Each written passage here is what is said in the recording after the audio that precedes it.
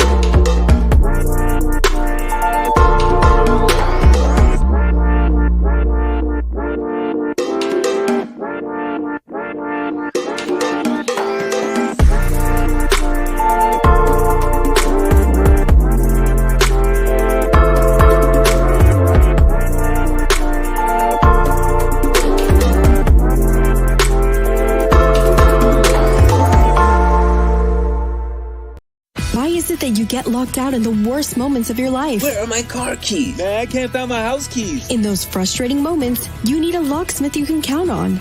A. Lenny Locksmiths in South Florida, from Miami to Port St. Lucie. In Central Florida, A. Lenny locks it down in Orlando and Tampa Bay. Lockouts or lock changes for home or business. Car key replacements and programming all model cars. 24-hour service. Call them at 855-869-5625. Go to the website at alennylocksmith.com. Oh, great. You have a doorbell camera. Now you have a front row seat to your house getting robbed. They're breaking into my house! Ooh, there goes the TV. I'm sure it'll turn up at the pawn shop. No, not the TV! Just because you can see them, that doesn't mean you can stop them. With Slogans, you get 24-hour monitoring, a free home security system, and professional installation. Plus, free doorbell camera, one that'll actually work for you. Get out of my house! Get out of the house! Call 1-800-ALARM-ME.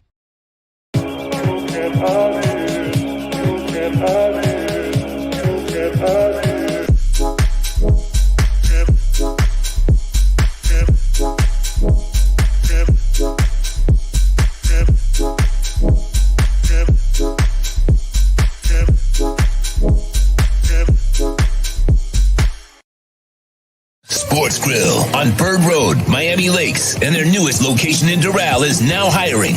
If you're looking to join a great company and South Florida institution, give them a ring or drop an email. Sports Grill is hiring all kinds of positions, from hostess to servers, bartenders, or join the kitchen staff to craft some great food for their amazing customers. Please send your resume to m.cruz@sportsgrillmiami.com or call 305-219-5726. That's 305-219-5726. Sports Grill. Good food, good drink, good friends. This is the Big O Show! Sports fans love a place with great food, cold drinks, and TVs everywhere. That's why sports fans love Sports Grill and their 7 amazing locations. Check out the Bird Road location at 11481 Southwest 40th Street in the back corner of the West Bird Shopping Center. Sports Grill is also now offering some great employment opportunities. All kinds of positions are now available, from kitchen to hosting. Call for more information at 305-485-8845. From wraps to salads to amazingly delicious specialty dishes, Sports Grill is the home to the legendary special grilled wings. Since 1987, Sports Grill, good food, good drink, and good friends. It's the Big O Show. Judge, you tuned in to the hottest sports radio. When you need your warehouse looking good while staying efficient, there's only one place to find the finest racks in the business. Pallet Rack City in Hialeah. 305-424-8547. That's 305-424-8547. Pallet Rack City is the company you need when you want your warehouse sporting the finest racks in the business. After all, who doesn't love a great rack? Pallet Rack City. 305-424-8547. That's 305-424-8547. Lando, a.k.a. the Big O. He covers all the South Florida teams. For over 16 years, EJDConstruction.com has provided South Florida residents quality craftsmanship, accurate project management, and exceptional service. That's why EJDConstruction.com is an A-rated member of Angie's List and the Better Business Bureau. When you're looking for the right custom home builder for additions or home remodeling, please call my friend Eric at 305-433-4843. That's 305-433-4843 for EJDConstruction.com. Offense to the heat, well, you know what I mean. Monday to Friday, Friday Pablo in the...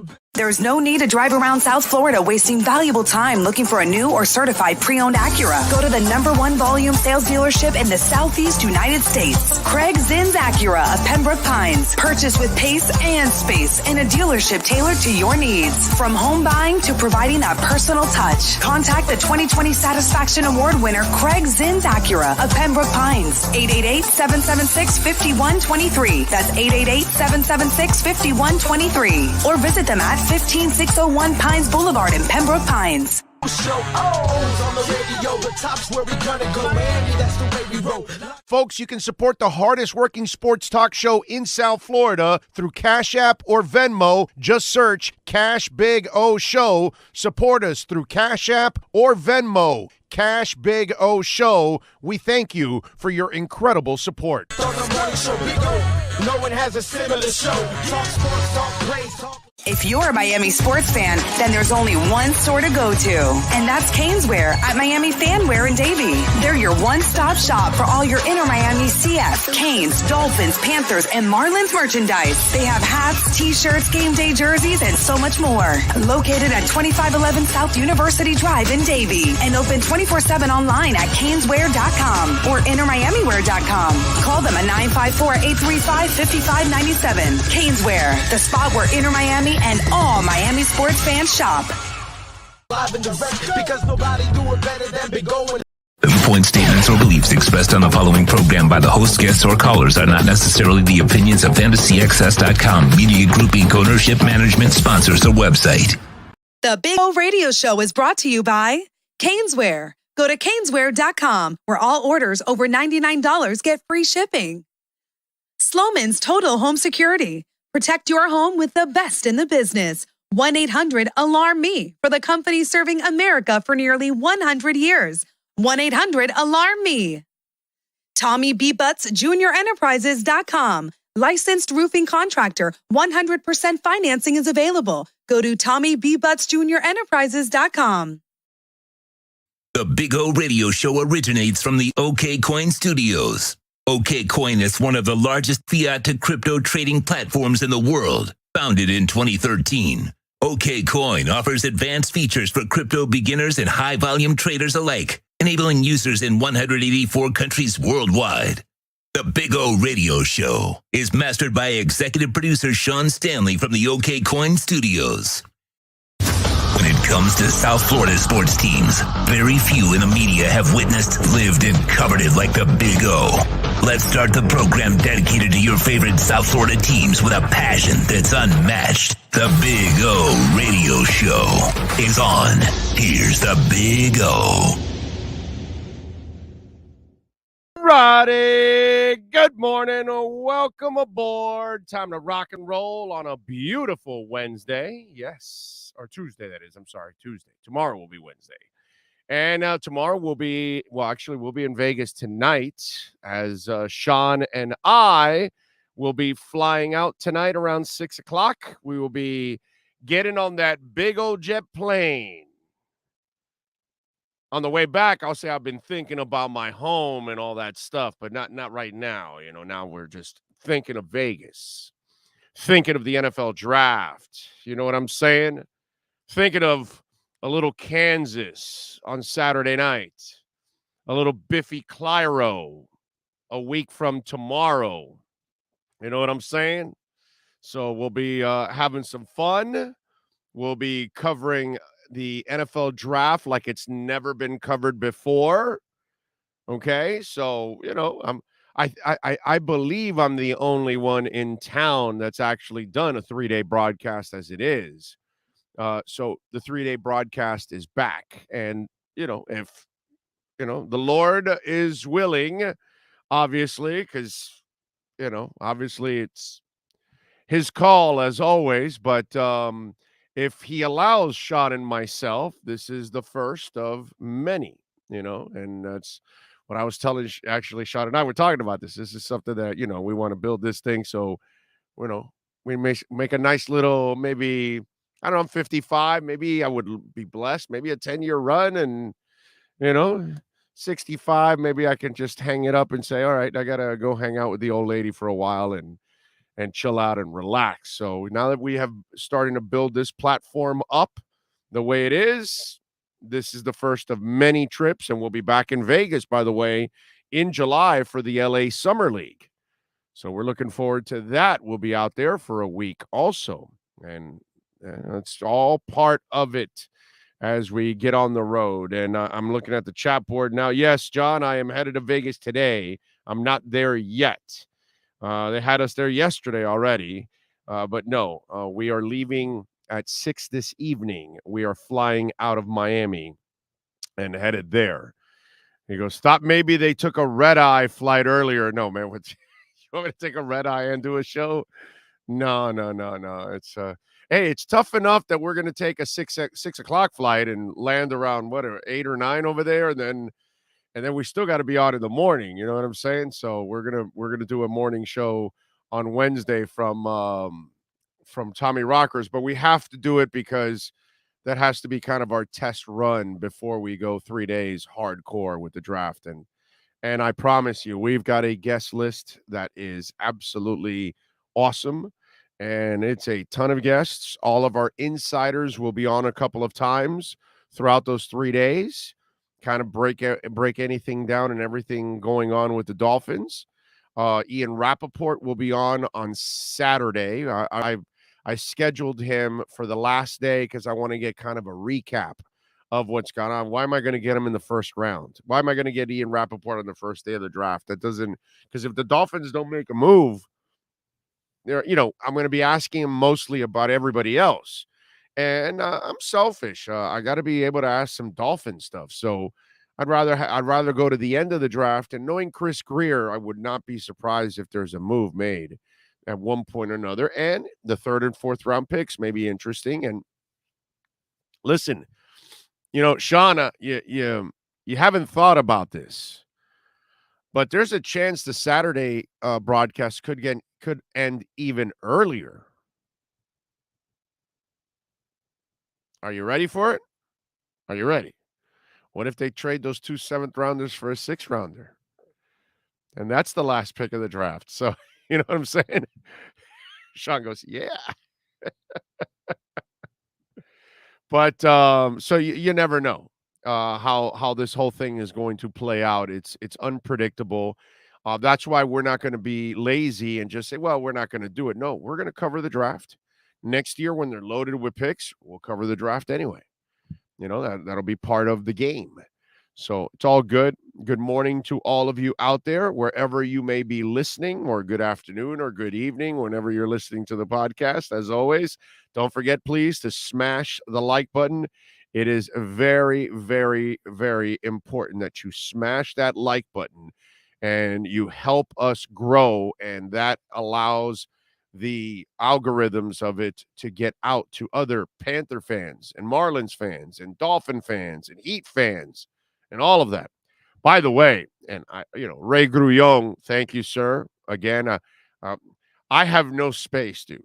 I mean, take down the Nature Bee wall there for me, Sean. But it's one of those where I'm reorganizing everything, right? Look what I've done. Let me spin. There. So I've kind of reorganized everything because, Ray gave me a Freddie Mercury pop, right? So we got it here. I got my two up here because, of course, we got the baby Yoda. This is our Yoda. That's that Yoda. So, and then I got the Spider-Man that, of course, GP Trap Hewitt. I got down there. I think Ray gave me this also, if I'm correct, Ray, right? You gave me the Darth Vader one also, the Gold Vader. Then we've got the Merino pop, of course. Merino is God. With a Merino, of course, which I don't think you can hear that, but can you hear that? I don't think you can hear that, right? Anyways, it's talking. And, of course, GP Trap also brought me a Batman rocker. There's the Year of the Rat. And then, of course, DJ Galaga had to bring me a Galaga. So it's down here. But it's just it's tough to fit everything in there, man. You know what I'm saying? It's just tough. It's hard. It's hard to keep everything in the picture. You know what we're going to need, right? We're going to need to create a new studio. Yeah. Yeah. We're going to have to rearrange everything and create a bigger studio and a bigger look. So you guys can contribute more things and we can have more things. I'm out of space, man. You know what I mean? I'm never eliminating my Eiffel Tower because that just means too much to me. And I can't. There's nothing I can eliminate. I'm so tied to everything there. From a Miami Soul flag, which I love because I covered the Soul, and I wish they would have stayed here. You know what I mean? I know nobody cares about women's basketball, but I'm a fan. My Jose Fernandez, you can't get rid of that. It's just tough, man. It's tough. It's a lot of things that are going on in this studio. So thank you all out there. Appreciate all of you out there as always. What do you got, Sean? What do you got for me? What do you got going on? Dougie said I need an Alarmo, and I was just going to point out that Alarmo's right behind me. Okay, yeah, but we gotta be able to see. You're covering Alarmo. That's no fair. I'm not in the picture half the time. I know that, but when you do get in there, you actually can see him off your shoulder. It's actually not bad. Oh no, wait, when you straighten out, no. Yeah. I think you got to put him on your mic stand, bro. Yeah, but I fold up because my mic stand gets in the way. I have to fold it up and extend it as I talk. Yeah. By the way, Sean's wrestling show is getting thousands of downloads now monthly. So we are now looking for a title sponsor for Sean's wrestling show. So if there's a title sponsor that wants to step up, as you know, Sean is doing a phenomenal job with wrestling. By the way, I am watching Kusama right now because there's a little bit of a dip. So I'm trying to see if I could buy a little Kusama while I'm talking to you guys so I can lower the overall price and everything. So since there's a little dip, I'm watching to see, because you never really know where the floor is and you never really know when it's going to take off and all that kind of stuff.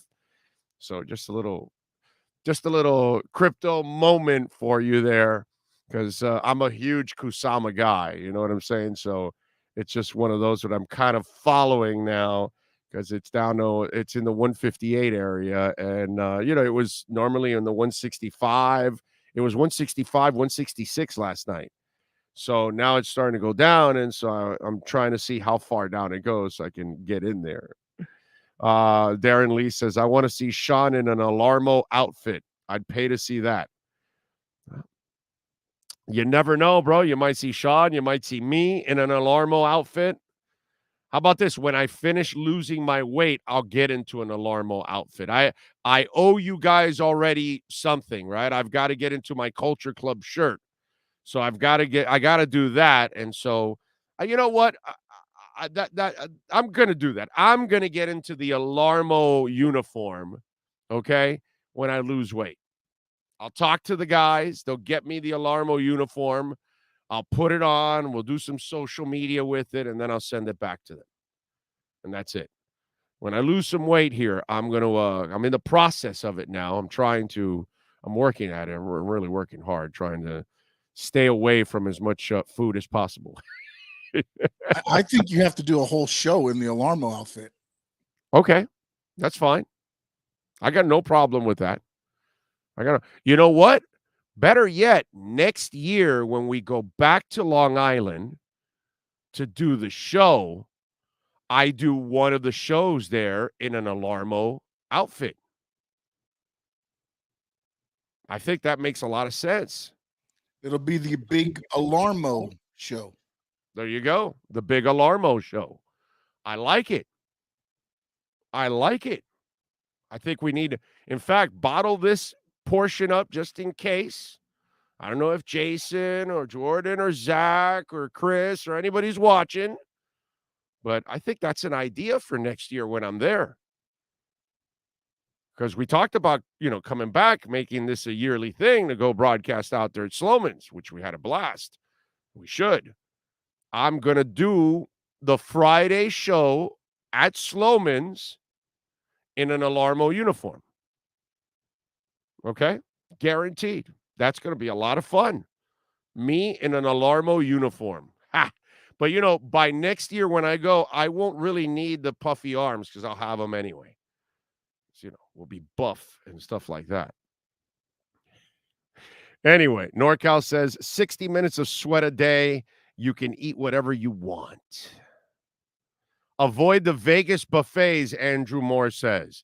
Sean, did Andrew Moore just insult you by telling you to avoid the Vegas buffets? Isn't that an insult in your culture? Listen, I've been training all my life for this upcoming week. Exactly. Don't take it away from me. Exactly. Do not take it away from me. Andrew Moore, you sourpuss, you. This man's been training for buffets his entire life. He is now going to the central station of buffets in the world, Las Vegas. And now you want to take that away from Sean Stanley. Shame on you, Andrew Moore. Carlos says, oh, how long have you been at this? Have you lost any weight yet? Yeah. No, I've lost 8 pounds right now. So 8 pounds in like a little over a week is not bad. And that's because I cut out a lot of stuff. And so it's just water weight that I'm losing right now. It's not, I've done this before. The first 20 pounds are like the easiest that you lose. It's after that it starts to get really, really hard. I've lost 50, 60, and 80 pounds. So I've done it several times. I know how to do it. I can do it. What I can't do is keep it off. That's what I can't do. I find the focus once in a blue moon, and I zero in, and I start to lose the weight, and then I lose it, and I get to my target weight, and then it's just a matter of keeping that lifestyle, and that's the part that I just don't ever maintain is the lifestyle. So it's just a matter of I've got to get the exercise in, and since my wife doesn't cook and I'm not really much of a cook, I need a food service. That's kind of probably what I need, a really good, healthy food service to make it easy for my life. And that way I don't have to think about it. And it's already made for me. It's probably what I have to do. You know what I'm saying? But what's it called? NorCal's right. More than anything else, I got to get my ass in gear and exercise. That's all it is. The casino buffets have been put on notice. That's right, Darren Lee. You tell him, buddy. Sean Stanley has put them on notice. Load up and make sure you do not run out of anything. Okay? You don't want the wrath of the Sean Stanley. Just telling you. Ever thought about balloon or sleeve? No, dude. It's here, bro. You don't need no balloon or no sleeve. That's fine for the folks that want to do it. Great for you. It's here, man. It's here. It's all it is. It's a weakness in the mind. Okay? Some people have a condition a health condition and they can't control that part and, they're overweight, okay? My problem, okay, because I'm not that guy, I look in the mirror and my problem is I'm a lazy son of a bitch. That's all it is. I eat and I don't exercise. I eat bad crap and I don't eat good stuff. That's all it is. There's no excuses, no nothing. I'm fat because I'm lazy. Period. End of story. I don't have a medical condition, thank the Lord. I can exercise, thank the Lord. It's not like I have knee problems or anything like that, hip problems or something. See, people that have medical conditions and it stops them from being in shape and it's that much harder to keep weight off, those are the people that have an issue. I don't have an issue. My issue is I'm an idiot. That's all it is. I'm lazy and I don't mentally stay on the course. And the lazy thing to do is to just grab a donut. And the lazy thing to do is go pull up to the drive-thru. And that's what it is. I have no one to blame but myself. No one. No, nothing whatsoever. I can't point at anything as a crutch. It's my fault and nobody else's. And I can't do it. And I can do something about it. And, I'm a failure for not doing enough about it. Put it that way. Hell, it's put me into health issues and everything because of that. That's how stupid I am. So what are you going to do? Check out metabolic meals. Might work for you. It's funny. I just called myself all kinds of names, yet some of you pussies get all bent out of shape. Oh, he called me a name. Oh, you don't have to call me a name. Oh. Sensitive ass world. Jesus Christ. Some of you, man up a little bit. Grow a pair. Get some tough skin. Jesus. Big O, there's a video on YouTube for low impact cardio, 30 minutes a day, man. You're right. Miami Kid J, you're right. There's a lot of things I can do. NorCal has told me 1,000 times, do these burpees and do this and do that. And look at him. He's in great freaking shape. You know what I mean? So it's just a matter that he gets off his ass and I don't. That's all. He's willing to work at it. I am not. See his results, see mine. You know what I mean? So, what can I tell you? Ragin says, hi, everybody. Stopping in to say hello. The virus finally got me last week and just got out of the hospital yesterday. Wow. Damn. It got you that bad. You went to the it is Russian roulette, that virus. That virus is Russian roulette. Some guys or some people, it doesn't do anything to them. And some people, you go to the hospital. I'm so sorry to hear that, Raging. I'm just glad you're out of the hospital, my man. Wow. Scary shit, man. Let's see. What else do we have here? It's all about establishing a routine. Oh, once you start exercising and make it a habit, it will be hard to quit. That being said, wait until after Vegas. LOL. That's the thing, Adam. I'm not a crazy eater. I'm the guy that picks throughout the day. I will never win an eating contest. Ever. I'm the weirdest fat guy in the world. I'm not a monster eater at a time. I can't, actually. I get full quickly, which is weird. By the way, all those eating contests are won by skinny guys. The fat guys always lose. I never understood that. Doesn't the fat guy have a bigger stomach? I'm just wondering, how does that happen? Anyway, it's another conversation for another day. Big O, even adapting to a large, healthy breakfast, medium lunch, and a small dinner can help you lose some weight, I found. Brett, there's many ways of doing it. Many ways. It's a matter of having the discipline, which is what my ass lacks. I just don't have the discipline, my friend. That's the problem. It's embarrassing, but that's what it is. Big O, old-fashioned oatmeal is the best way to lose weight. Don't get the sugar-packed oatmeals. Harold Wiley says, apologies, I wasn't calling you a name. Metabolic meals are a good service. Sorry. No, I never took it as an insult. Dude, I don't get all bent out of shape about insults or anything like that. So that's not me, bro. I don't care. It's a word means nothing. It goes by, period. Check out Fit for Life Foods. They're amazing. Great pre-made meals, healthy and really good. See if there's one near you. See, that's Nico, that's what I need. I need something like that. That's what I'm going to need. I'm going to need a food service because I'm not a cook and neither is my wife. So it's just one of those deals. Johnny Rotten's out in North Carolina, says, hoping Greer can maintain his good track record with late picks. We need a middle linebacker that can play 3 downs. Amen to that. Amen to that. Let's see what else. Working out has never been my issue. It's always been my diet that gets in the way of my fitness goals, says Andrew. Yeah, that's true. That's that could definitely set us all back, my friends. We got the Heat tonight at FTX Arena, NBA TV, Hawks and Heat. Miami leading 3-1 in the series. Lowry is out.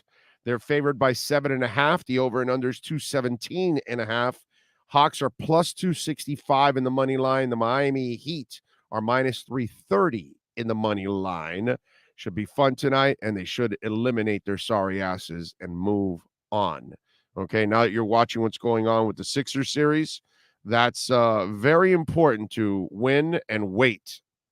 And let those two hopefully go all the way to 7 games, because I don't think they're going to win in Toronto. Toronto is one crazy-ass place, and obviously the Embiid thing is not good, and James Harden is a choker. So there's a lot of things that go with it there that kind of developing. I will say this. Last night was awesome. It was awesome. It was a great night last night because I watched Kyrie Irving and the Nets get eliminated, and it was beautiful. You know, I there's no part of me that could ever root for Kyrie Irving, the player, ever. He is so unprofessional. He is a child. He is immature. He is a slew of other things. Okay. And yes, I know that he has done a lot of really good charitable stuff. I think that deep down inside, I think his heart is in the right place. Okay? I just don't think he's wired right. That's all. And I have friends in my lifetime that weren't wired right, that priorities weren't necessarily something that they really juggled the right way. You know what I'm saying? And whether it's a Frank the Tank in your life, you know, or some other type of goofball in your life, we've all had that person. And I think Kyrie Irving is just that person, dude. He's just a goof. And he's a guy that I can't take serious. And so I root against a guy like that because in a team sport, I mean, yesterday he was asked at the podium, and, you know, speaking of Dolphin Maniac, he was asked about the vaccine stuff that went on, right? And he admits that it was a distraction. It was just really heavy emotionally this season, Irving told reporters. We all felt it. I felt like it was letting the team down at one point where I wasn't able to play. No, you are able to play. You chose not to play. Okay? We were trying to exercise every option for me to play, but I never wanted it to just be about me. I think it became a distraction at times. Yeah, because it's just a stupid-ass vaccine that we all grew up with, taken for the measles or anything else. But, of course, we politicized it. And for whatever reason, you wanted to also politicize it because it wasn't like there was a health issue why you couldn't take it. Those are the only people that really should not take the vaccine. Outside of that, everyone else should take the stupid vaccine. It's not going to do anything to you except probably keep you alive. And so, of course, it was a distraction. Take the stupid shot and play with your team. You know, the Nets are a really stupid organization, by the way. Let's just go over all of this. First of all, you made a move for Kyrie Irving. That was stupid. And then you actually had to deal with James choke ass Harden. And of course, it got tough for Harden. So his punk ass has to run away from Brooklyn because that's what James Harden does. When the pressure builds, the beard runs. The part that people don't understand is the beard is the one that fears. You don't fear the beard fears everything.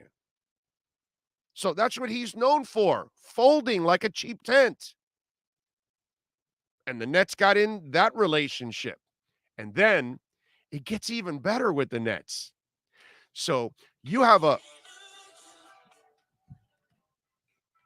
so urgent. Anyway, so we got, of course, this is where it gets even better now. Okay. So you got a soft ass player in Ben Simmons.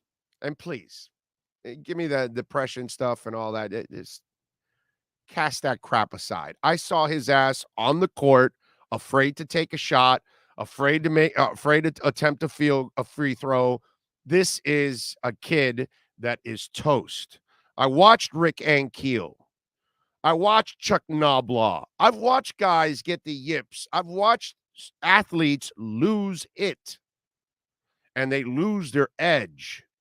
Whether it's in a boxing ring, whether it's on a baseball diamond, whether it's on a basketball court, doesn't matter. I've watched them all lose it. And then it's a matter of, Chuck Knobloch, can you find it? Rick Ankiel, okay, I'll switch positions, which I gave him a lot of credit because mentally for him to overcome that was just impressive. But for Ben Simmons, so you're an organization that trades for a guy that hasn't played for a year, and then not only hasn't he not played for a year ago when we watched him play, you know, he played with a skirt. He was peeing in his pants. This is a kid that needs depends on the court because he has no balls whatsoever. So let me get this straight. You're going to wait a year for a guy that, whether he's injured or not or whatever, or his ego or his confidence is injured or whatever. So you're going to bring him back in the playoffs. So you're going to bring back a guy that's afraid to shoot a free throw, afraid to score in a game. And you expect him to perform in the playoffs? That's the Nets organization. And whether it was his back or his skirt or whatever it was that failed him and why he couldn't come back again, but as an organization, are you that stupid? Well, actually, you are. You're that stupid because you count on Kyrie Irving. You're that stupid because you count on James Harden. You're that stupid because you count on Ben Simmons. The Brooklyn Nets might be the dumbest organization in the entire world of sports because they pay a lot of money to be stupid. Go grab people who are reliable. James Harden has never been reliable. Ben Simmons has never been reliable. Kyrie Irving has never been reliable. Yet you rely on the unreliable. And what have you gotten for 3 years? You make your bed and you lie in it. The Brooklyn Nets have made their bed. And they keep making stupid decisions, including Kevin Durant, because his dumbass chose, because he couldn't take it at Golden State. I guess winning must really suck. I guess, performing as the best player on the team because that's what Kevin Durant was doing on Golden State. While he joined the super team, he was the most super player on the team. What's wrong with that? You weren't riding their coattails. Hell, you went there and led them, dude. That wasn't enough for you. So you got to have burner phones. And what happened to Kevin Durant, bro? What happened to the guy with the backpack and the snow cone cup in the back of the backpack and the good kid that signed the long-term extension with the Thunder and never said a word, never made any hype? Then all of a sudden he just became this pain in the ass that, it's karma is this thing in this world that exists. And when you spew so much bad karma like Kevin Durant has, because he's become this ogre, dude, you left the Thunder to go to Golden State. You won, and that didn't make you happy. So now I hope Brooklyn for the last 3 years has made you happy. I mean, the amount of decisions the franchise has made and Kevin Durant, holy moly. Wow. There is zero IQ in the Brooklyn Nets building. Let's switch gears. Let's talk a little Okie with my man George Richards and our LennyLocksmith.com Florida Panthers lockdown segment. Time for the lockdown segment with Florida Panthers insider George Richards. This lockdown is brought to you by A. Lenny Locksmith Services. Count on them 24 hours a day. Go to the website at alennylocksmith.com. Here's FloridaHockeyNow.com insider George Richards. Yes. How you feeling, my brother? What's up, Orlando? How you doing, bud? I am doing great, man. I can't complain. Not doing as good as the Panthers, of course. What is our number? Because it looks like we figured out yesterday that they own the tiebreaker, and because they've got more points in regulation wins. So if that's correct, obviously you're the hockey expert. What is it? One win? Are we away from locking the President's Cup? Talk to us. Just 3 points. They only need 3 points. One win. So a win tonight, or 3 points in any right. 3 points. Yeah. So if Colorado loses tonight and the Panthers win, that could do it. So. Okay. All right. That's good stuff, man. I mean, I it's not like they're bragging like we need the President's Cup or anything like that, but hey, as a guy, nice to have. Yeah. If it's there, take it. Yeah. Hell yeah. And plus, as a guy that covered 96, you took advantage of an expansion team. I want revenge, bitch. All right. I want revenge. All right. Yeah. That's what I want for that. Well, they got to get there first, of course. You know what I mean? But both teams would have to get there, and it's a long, long, hard road to make it through the NHL playoffs. So we'll see. We'll see what happens, but they're putting themselves in the best position possible. And listen, they got three games this week. I think tonight is a big one. You're playing Boston, a team you could play in the playoffs. I think they go with mostly a regular schedule tonight, and then we'll see what happens Thursday in Ottawa. Thursday in Ottawa, you may see a completely, you might see a lot of different faces. Okay, well, they've earned it, and that'll be great because that'll get guys some rest. The Ekblad thing. Still on target, everything kosher, right? Well, that's what they say. They're expecting him to be back for the first round of the playoffs. Whether it's game one or not, I don't know. The team hasn't had much time to practice, as they're gearing up for the playoffs. But, I think that Aaron Ekblad, if he says he can go, the doctors say he can go. As long as he's skating hard on his own, I think you can throw him right back in the lineup and no worries. I'm with you there. All right, Lomberg. Were you all right with the suspension? Well, it's an automatic suspension, and I think that's why Andrew Brunette was arguing the fact, why did you give him the instigator knowing that he would be suspended? Because if you get an instigator in the last 5 minutes, the NHL did this so games wouldn't, if it's a 7-2 game in the final minutes, it wouldn't get gooned up.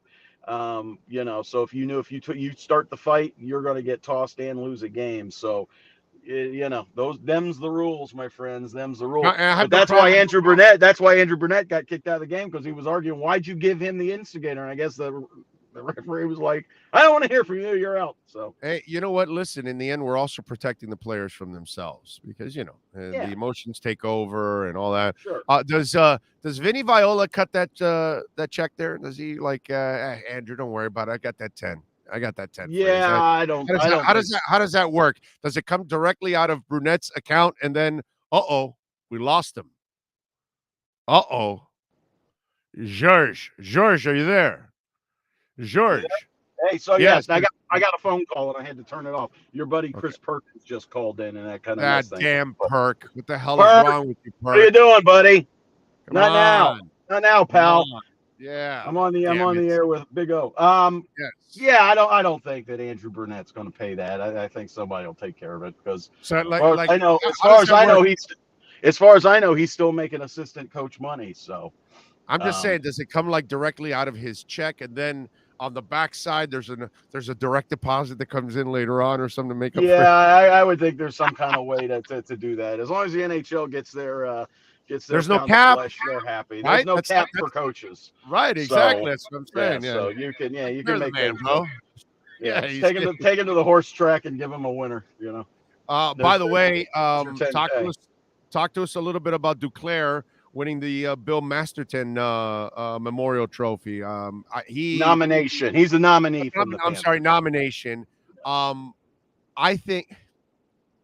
I hate to do this, dude, but when I read your story and I see the color of his skin and he's bouncing around all these teams and in one situation where he's scoring a crap ton of goals and yet they don't want to extend him and give him a contract, I just wonder how much of that still lies around in this league that a guy is still measured by the color and not by the player because, dude, that is one clutch sumbitch that the Panthers just acquired this year. I mean, or last year, right? What was it? Last year, right? Last year. Last year. He has been just awesome, dude. He's Johnny on the spot like all the freaking time, bro. Yeah, no. Anthony Duclair's been a great signing, and listen, he had a little bit of a relationship with Bill Zito, right? They both were in Columbus. The Blue Jackets brought him in, and he didn't even last the season in Columbus. He got in John Tortorella's doghouse, and they traded him to Ottawa when the Blue Jackets were making all their deadline deals. And then Ottawa doesn't want to pay him. I mean, that's basically all it was. He was restricted. Yeah, they were being cheap, and they knew that he was gonna demand a huge contract. And he took less money in Florida for that 1-year deal. That was a prove-it deal. But listen, some of this falls on Anthony Duclair, and he's admitted that. He was a little bit immature, wasn't very good defensively, and sometimes put in bad spots. And I think that's the beauty part about what the Florida Panthers have done is they have found spots where the guys here can thrive. Right. Sam Bennett was a fourth-line winger in Calgary. Lundell. The Panthers get him. You put him on the second line with Jonathan Huberdeau. Young or veterans, everybody's got to roll one way or another. You're right. Anthony Duclair shows up in Florida. He's with Huberdeau. He's with Barkov. So putting guys in the right situation, I think, is the thing that Florida has noticed, and that's why people want to be here. That's why Claude Giroux wanted to be here, because he knew the Florida Panthers weren't going to bury him somewhere and put him with a partner that doesn't work. He knew he was going to get the best opportunity to play with the best players here, and but Anthony Duclair, hey, good for him. He's one of the nominees for the Masterton Award. It goes to the player, that shows dedication to hockey. We know what Duclair does on the ice. He's found a home here in Florida. It's been a great story. What he does off the ice, too, has been important, and it's been needed. And he's been a great voice and a big part of this community, because the Florida Panthers are trying to get everybody involved in hockey down here. And Anthony Duclair last year, in the summertime, shows up at youth camps. And you hear the stories. You've got these people, these kids of color who are like, hey, that guy looks like me, and if he can do it, I can do it. And I think Anthony Duclair takes a lot of pride in that people kids in South Florida are looking to him as a beacon of hope that, hey, why not? I could play. If he could play hockey, I could play hockey. Yeah, it's just it's sad because hockey, soccer, baseball, They're rich kid sports. Yeah, they are. And the Unfortunately, Panthers are trying to alleviate that. They've got programs, I but know. still, seriously, once a kid, learns to play, then they start joining these travel teams. Just like dude. baseball. Yeah, Jeez. so it ain't cheap. A lot of money. You travel parents out there, God bless you, man. You spend a lot of money and time with your children, and you're awesome for doing it. I gotta give it to you. But again, you've got to be a family that has that kind of money when it comes to those three sports: tennis, hockey, and baseball. They have just become so freaking expensive, man. It's just so tough for a lot of other kids of any race and religion and anything. If you just don't have, if you're not at that financial stage, you're not, forget it. Your kid will struggle in those areas. All right. Should we be concerned about what happened against Tampa Bay? Because both goalies got smoked. One gave up 5, the other one gave up 3, and it wasn't like either one. We're trying to figure out which one. And that old saying, when you've got 2 quarterbacks, you've got none. And we keep saying they've got 2 good goalies, but then there are these moments at times, and a little doubt creeps in, my brother, a little FUD. In crypto, we deal with FUD, which is fear, uncertainty, and doubt. Well, I got a little FUD going on with my goalies a little bit here. Talk to me. Yeah, I don't know. I mean, that's you. I mean, I think the Panthers are fine with what they've got in goal. I mean, Sunday night was just, one of those weird games. Panthers played a pretty good game 5-on-5. They gave up a lot of power play chances to Tampa, which we saw in the playoffs last year could be a killer. That game meant more to Tampa Bay than it did Florida, and it showed. And I thought Bob came in and made some really good saves, and then things got away from the team in the third period because they knew it was over. Tampa knew it was over, and it was just kind of tag. Let's see if we can run it up on the Panthers night. Florida, don't forget, beat them like 9-2 in December, and they remembered that. So they wanted to give the Panthers something to remember in case this is a second round series. Florida probably did themselves some favors by not winning that game because, if Tampa ends up being the wild card too, you're facing Tampa in the first round. Now that's gone. They're not going to be, you'll face them in the second round maybe if they can survive Toronto, which I think they can. But anyway, back to George. I think the goalies are fine. I wouldn't worry about it. That listen, you just said it. As a real season starts. Yeah, but I didn't like that line. The goalies are fine. Goalies, they're fine. Okay. They've got 2 goalies, and I know that if you've got 2, you don't have 1. But are we better off, Doggy? Those 2 are pretty damn good. I know they're every team in the league would like to have both of them. I know they're pretty damn good, but wouldn't we like to go in with the conviction of we got one freaking wall ready to go? You know what I'm saying? Yeah, we got sure. one guy dancing on his head. Maybe you'll see Sergei Bobrovsky pitch a shutout in the first game, and that's going to be that. I don't know. That's what I'm saying, Doggy. Nobody's going into the playoffs on their head right now. That's because you have two goalies that get a lot of equal playing time. That's why. Is that you don't have one guy. You don't have one guy getting 65 starts here in Florida like other teams do. You're able to spread the wealth a little bit, spread the workload.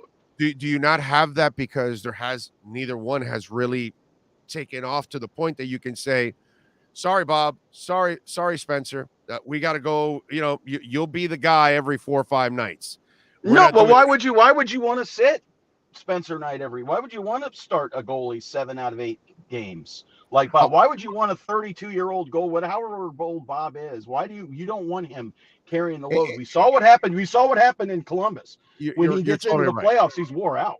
No, you're totally right. I just would feel slightly better if I had a guy that I know is just lights out right now. You know what I mean? I get it with the Panthers offense on the TV, so you don't have to really worry. That the players think they get great goaltending. That's all that matters. So, okay, all right. They feel very confident with the goaltending they've got. So, I like both goaltenders. I'm just saying. Yeah, no, I hear you. But we're watching it from above. It's the coaches and players. They know what they got. They got two very good goalies. If one falters, you got the next one coming in that's ready to go. So maybe listen, you might be onto something, because maybe when the playoffs start, light goes on, one of them just clicks, and it becomes one of them might pitch a shutout and never come out of the net again. We don't know. All right. Well, here's exactly. So here's the follow-up. What you didn't want to do in the regular season, don't you have to do it in the playoffs? Sort of, yeah. No, it's different, it's different in the playoffs. Okay. You're not playing back-to-backs and every. Okay. All right. So that's what I'm saying. We will have a problem if we're going back and forth, because then I don't think they're going to. Yeah. Well, yeah, you would. If you're going back and forth, that means that it'd be like last year against Tampa Bay. Okay, Bob gave up 4 here and there. Okay, we're bringing in Driggs. Well, then Driggs gave up a bunch. Bob's back in. So that means if you're rotating goalies in the playoffs, that means that you're giving up a lot of goals. And that's where I cannot point my finger at Brunette, because the poor man has to play the shell game, and he doesn't know which shell he's going to pick up. And is it finally under the shell? Did I pick the right one? And that's the kind of thing that I'm a little bit afraid of. And that's all I would have liked to have settled down the stretch here. Well, all I know is they're going into the playoffs exactly how they hoped, with 2 healthy goalies. What are their rankings, by the way? As far as what are the rankings? The goalie overall goalies? Goalies. Yeah. They're middle of the pack. I think Bob is like 16, 17.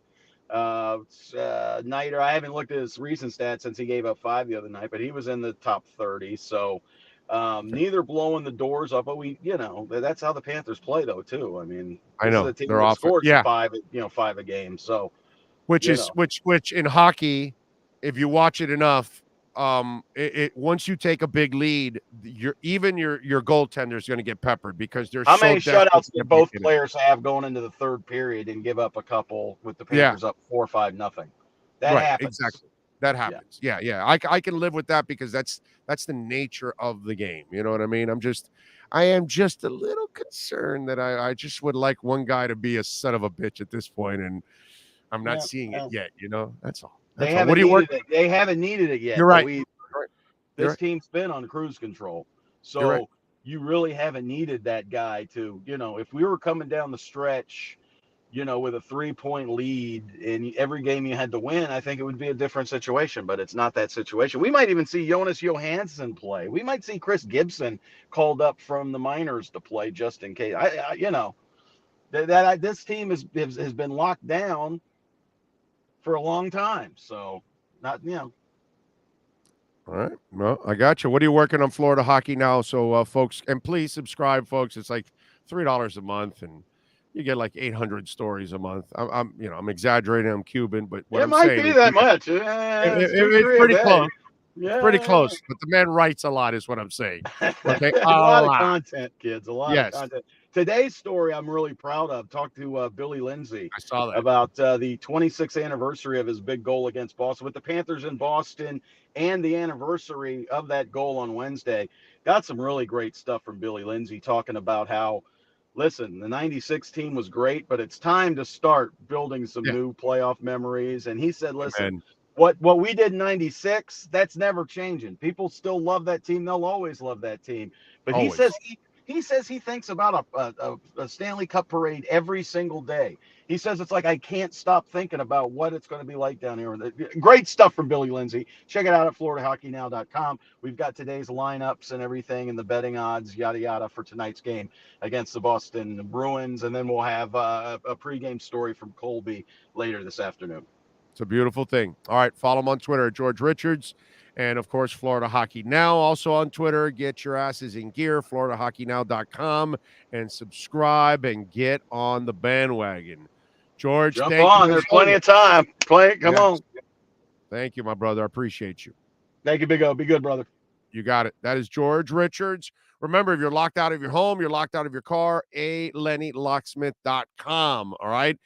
And you see the number right there. You could call them, 561-284-5090, West Palm Beach number, but you could call them anytime you want, 24 hours a day. You get locked out of your house, your car, doesn't matter. You need new keys for your home, new keys for your car, even programmed keys. They do it all for you, man. 24 hours a day. Dade, Broward, Palm Beach counties. We even have locations in Orlando and Tampa in Central Florida. ALennyLocksmith.com. And we also have one in Phoenix, Arizona, all the way to Tacoma, Philadelphia, Atlanta, LA. No, only at in Arizona. Okay, Phoenix, Arizona. I just kind of went into a Steve Miller song because I have no choice when I say that. But anyway, call the great people at ALennyLocksmith.com and tell them that the Big O sent you. That is your lockdown segment. This has been the Florida Panthers Lockdown segment, brought to you by A. Lenny Locksmith Services. Count on them 24 hours a day. Call 855-869-5625 or go to the website at alennylocksmith.com. A beautiful thing. Thank you out there. You know, I haven't checked Kusama in a couple minutes here. I gotta check what the hell is going on with Kusama. Ira's still scared of the Nets. Yeah, I don't think Ira is scared of the Nets, and I'm sure he'll tell you about it tomorrow on our Slowman's Inside the Paint show. Which, by the way, tomorrow our Slowman's Inside the Paint show starts at noon. Okay, all right. Remember, we travel to Las Vegas this evening, Sean and myself. So we're gonna wake up a little earlier to do our show, but we're not gonna wake up that early. So, because remember, it'll be a shorter show over the next couple of days because we'll be broadcasting it. The Wednesday show will be a normal show.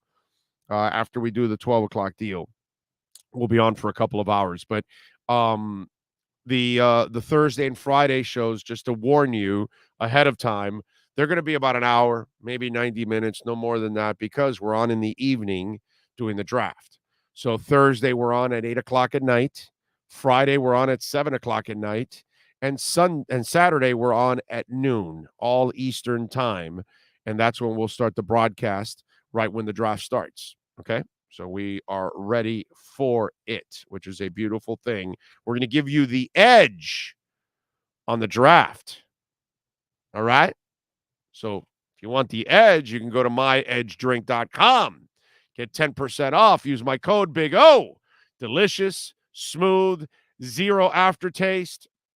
78 calories, beautiful elixir, great for vodka, rum. I'm telling you, support the great people that support us. Order Edge and get 10% off using my code Big O, myedgedrink.com. All right. Thank you all out there as always. Let me see. What else do we have here? Let's see a little Venmo action.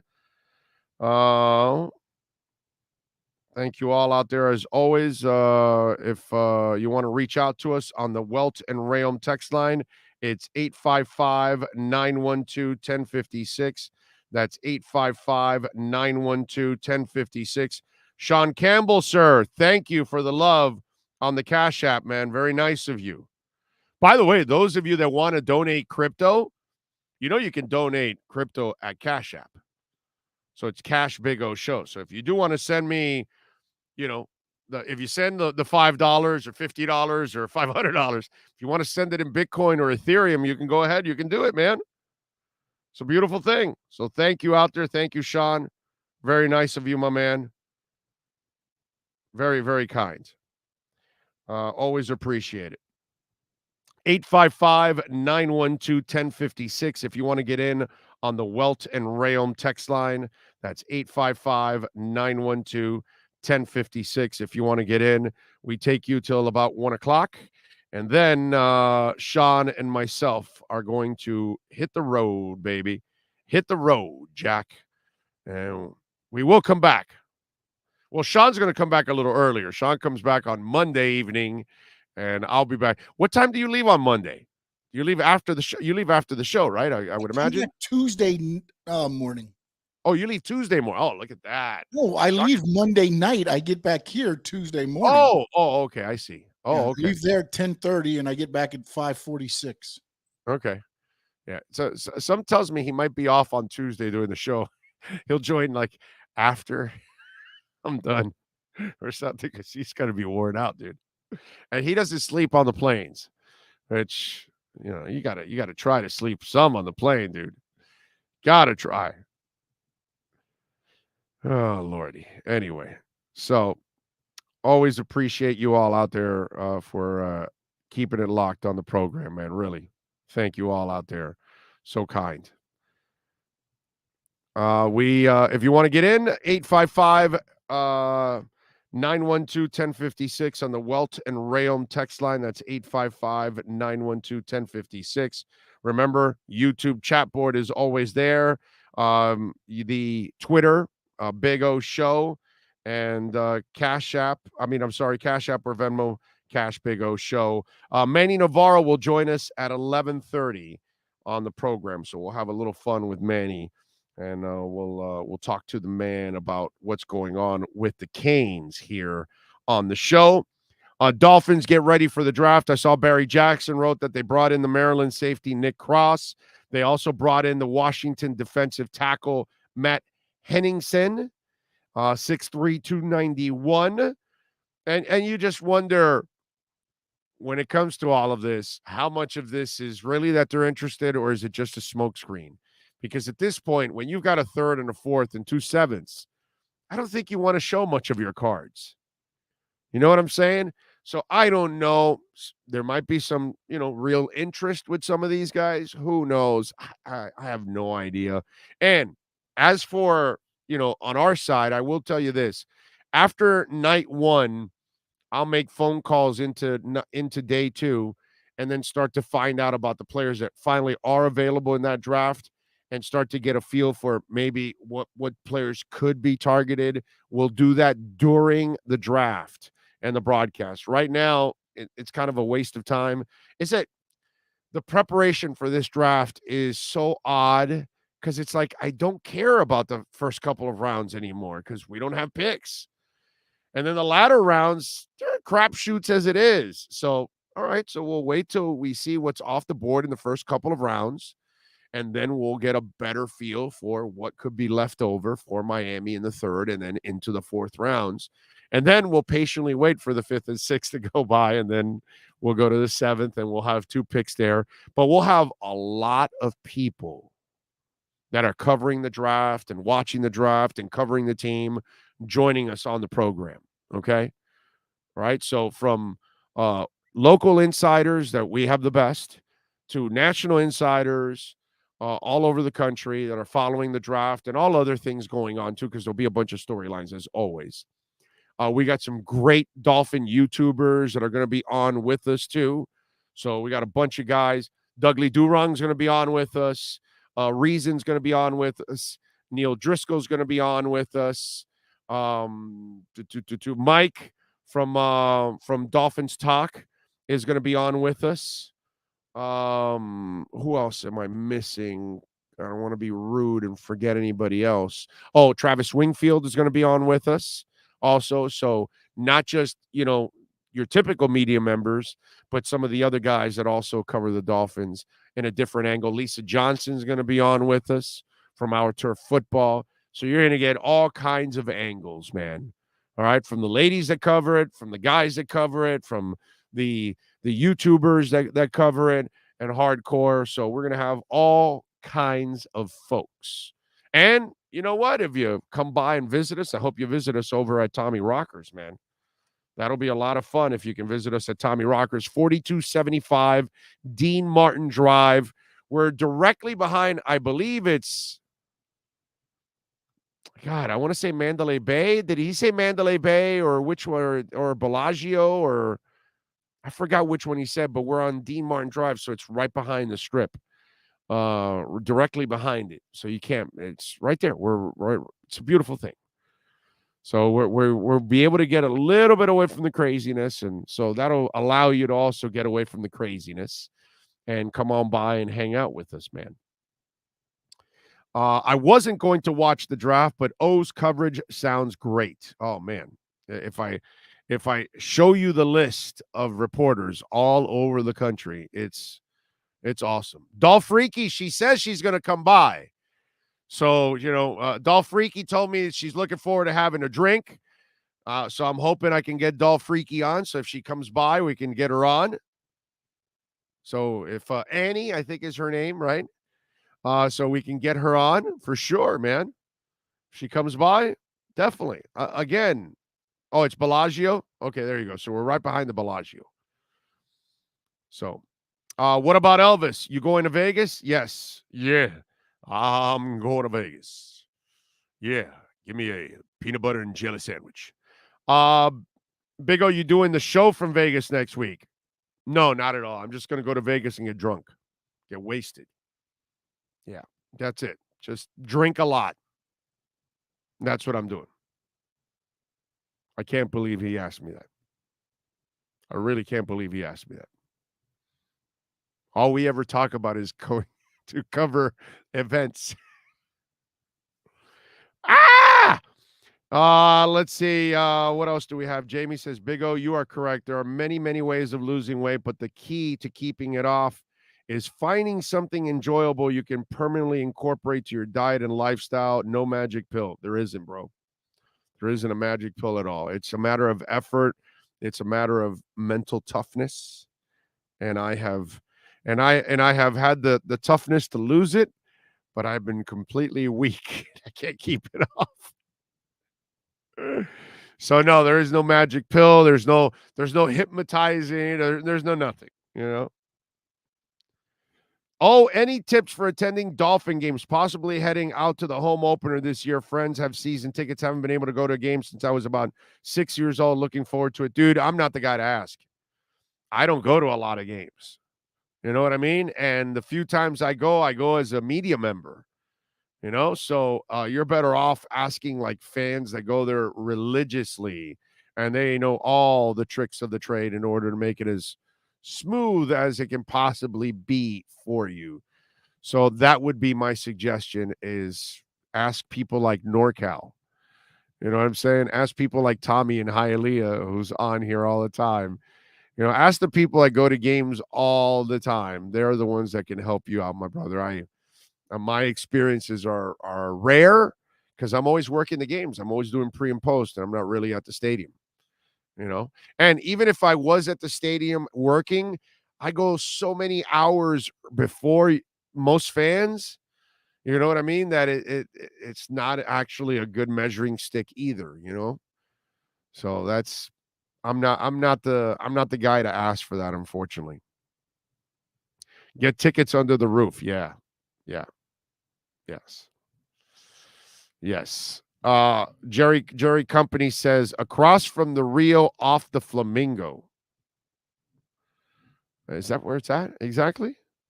I thought he said they were right behind the strip. I think he said that, Sean. Right? I thought he said the Bellagio, but I'm not 100%. Right. Yeah. He said right behind the strip in the Bellagio. Right behind the Bellagio. So I'm going to take his word for it because he owns the damn place. In my radio voice, Big O has the opportunity of a lifetime to wager on the Dolphins 8.5 over under, the rock solid pick of the year. Oh, yeah. DJ Gallagher, you can bet your ass I'm betting Dolphins over 8.5. Guaranteed I'm doing that. Just like I was guaranteed on getting some Kusama here. Ooh, I am pretty happy. I get a little extra Kusama here. Yeah, baby. Yeah, baby. Hey, yo. Yes, sir. John Ross is saying it's, hold on a minute, behind the Bellagio, but on the other side of the highway. Oh, okay. Right across the street from the Rio. So okay. I guess everybody technically was. Okay, I got it. But it was just a bunch of. Oh, well, you know what? We win. Because we won't feel the wrath of the traffic then at all. At all. On the other side of 115, we're good. We're good, actually. If that's the idea. And by the way, you're going to love that because that's the road that goes from In-N-Out Burgers to there. Okay? So, you know, we can eat at Tommy Rocker's.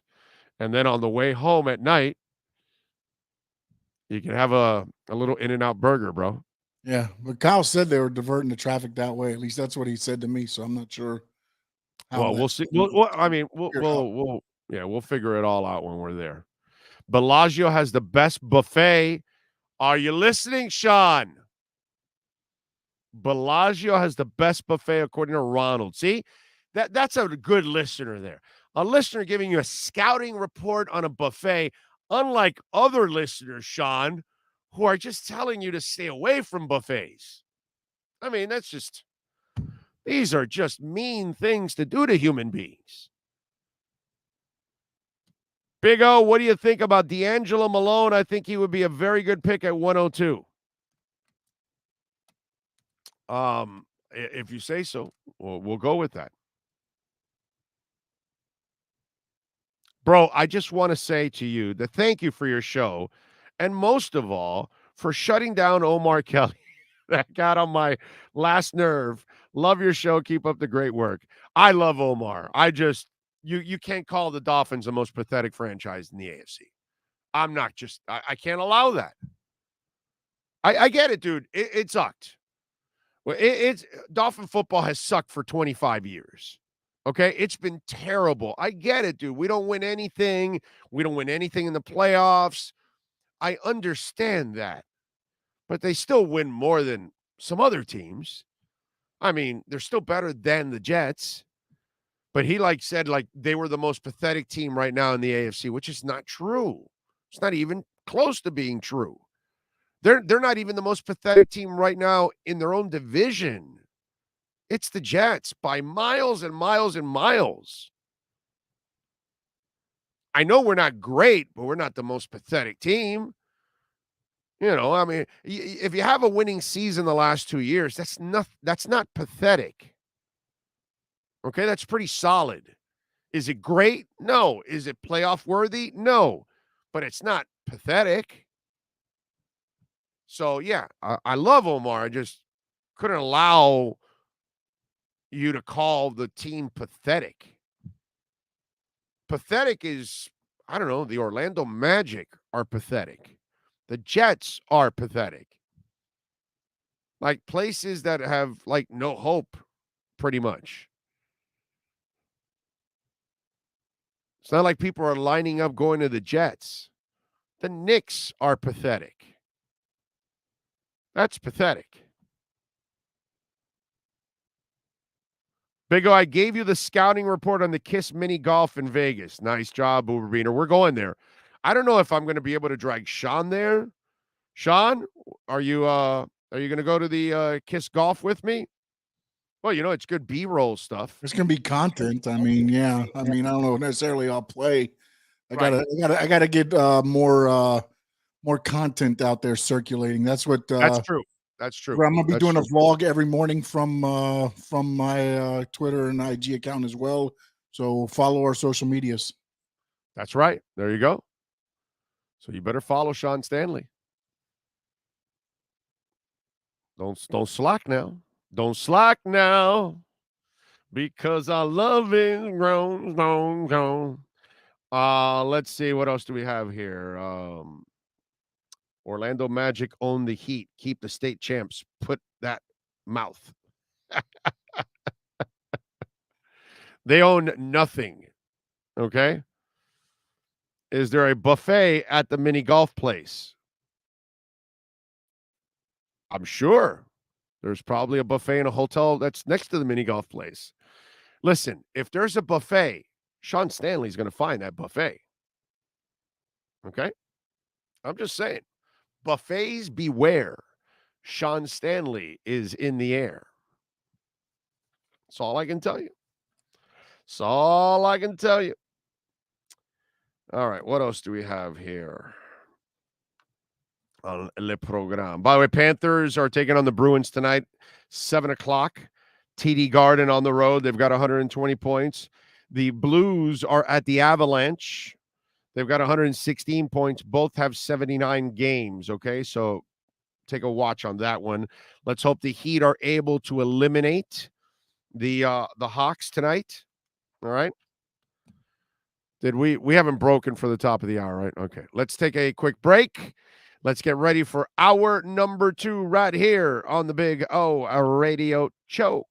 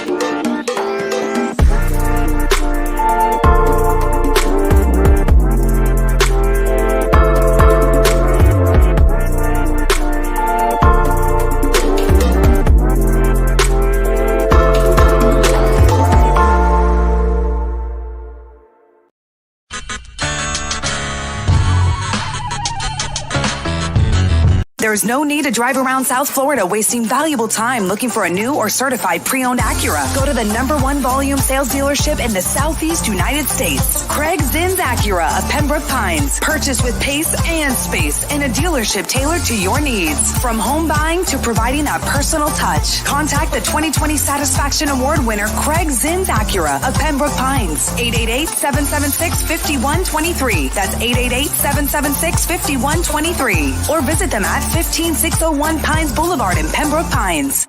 The Big O Radio Show is looking for partners to join our growing platform. If your business is ready to reach an audience that starts in Florida, crosses the nation while expanding internationally, this is the program that provides that vehicle. The Big O Radio Show is ready to broadcast live anywhere in the world to represent your event or product. To reach out by phone, 786-754-4664. That's 786-754-4664. Or email bigoradioshow@yahoo.com. Help us grow as we provide the content and personal connection corporate entities will never achieve. Folks, you can support the hardest working sports talk show in South Florida through Cash App or Venmo. Just search Cash Big O Show. Support us through Cash App or Venmo. Cash Big O Show. We thank you for your incredible support. If you're a Miami sports fan, then there's only one store to go to, and that's Caneswear at Miami Fanwear in Davie. They're your one-stop shop for all your inner Miami CF, Canes, Dolphins, Panthers, and Marlins merchandise. They have hats, t-shirts, game day jerseys, and so much more. Located at 2511 South University Drive in Davie and open 24/7 online at caneswear.com or innermiamiwear.com. Call them at 954-835-5597. Caneswear, the spot where Inner Miami and all Miami sports fans shop. The viewpoints, statements, or beliefs expressed on the following program by the host, guests, or callers are not necessarily the opinions of FantasyXS.com, Media Group Inc. ownership, management, sponsors, or website. The Big O Radio Show is brought to you by HialeahParkCasino.com. Enjoy simulcast racing, dining, a magnificent poker room, and a casino with the most popular machines on the market. OKCoin.com. Download the app on iOS, Google Play, or Windows. OKCoin.com with over 50 different coins and incredible staking rewards. Pallet Rack City. There's only one place to find the finest racks in the business. Pallet Rack City. 305-424-8547. That's 305-424-8547. The Big O Radio Show originates from the OK Coin Studios. OK Coin is one of the largest fiat to crypto trading platforms in the world. Founded in 2013, OK Coin offers advanced features for crypto beginners and high-volume traders alike, enabling users in 184 countries worldwide. The Big O Radio Show is mastered by executive producer Sean Stanley from the OK Coin Studios. When it comes to South Florida sports teams, very few in the media have witnessed, lived, and covered it like the Big O. Let's start the program dedicated to your favorite South Florida teams with a passion that's unmatched. The Big O Radio Show is on. Here's the Big O. Hey, alrighty. I'm just watching this Athletic headline that just came over. And I guess it's a guy that covers Kansas. Says Kansas could have landed Jim Harbaugh in 2009. Instead, it launched the football program's decade of disaster. Jason Jenkins and Rustin Dodd, or what is this? I don't know. Somebody Dodd there. Details how the Jayhawks devolved into the worst Power 5 program of the 2010. I'm sorry. I must have missed it. How great has Harbaugh been?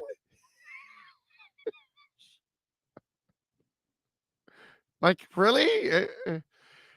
Couldn't you have picked like somebody that actually like won a national title and, you know, like it took him like 8 years to finally have one good year at Michigan? I don't know. Devin Jordan, thank you for the love and the super chat, my man. He says, Big O, I just bought my Nas and Wu-Tang concert tickets. They'll be here in Atlanta in September. Can't wait for this epic event. I want to go to that. I want to go. I love Nas.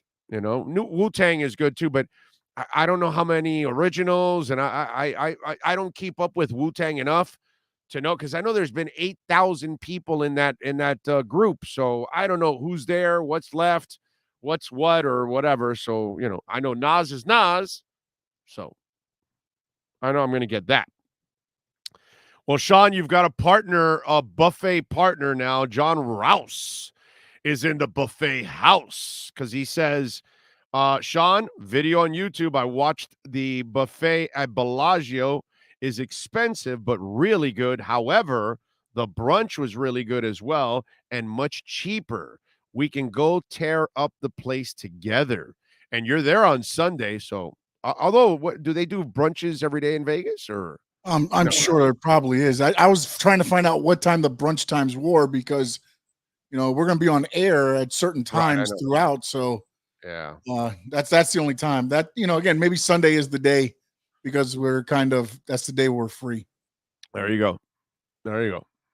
So come on out, bro, to Tommy Rockers. Please come visit us. Come visit Sean and myself out there at Tommy Rockers. We're going to have some fun. 4275 Dean Martin Drive. And by the way, Sloman's Home Security, a proud sponsor of our program, 1-800-ALARM-ME, right there. A little alarmo action. And folks, again, we're giving away the doorbell cameras. Lots of people are getting them. And we're in 14 different states. So this is not just a Florida thing.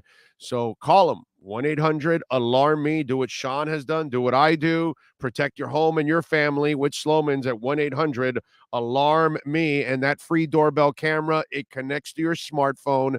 That way, you have control of everything going on in and outside of your home.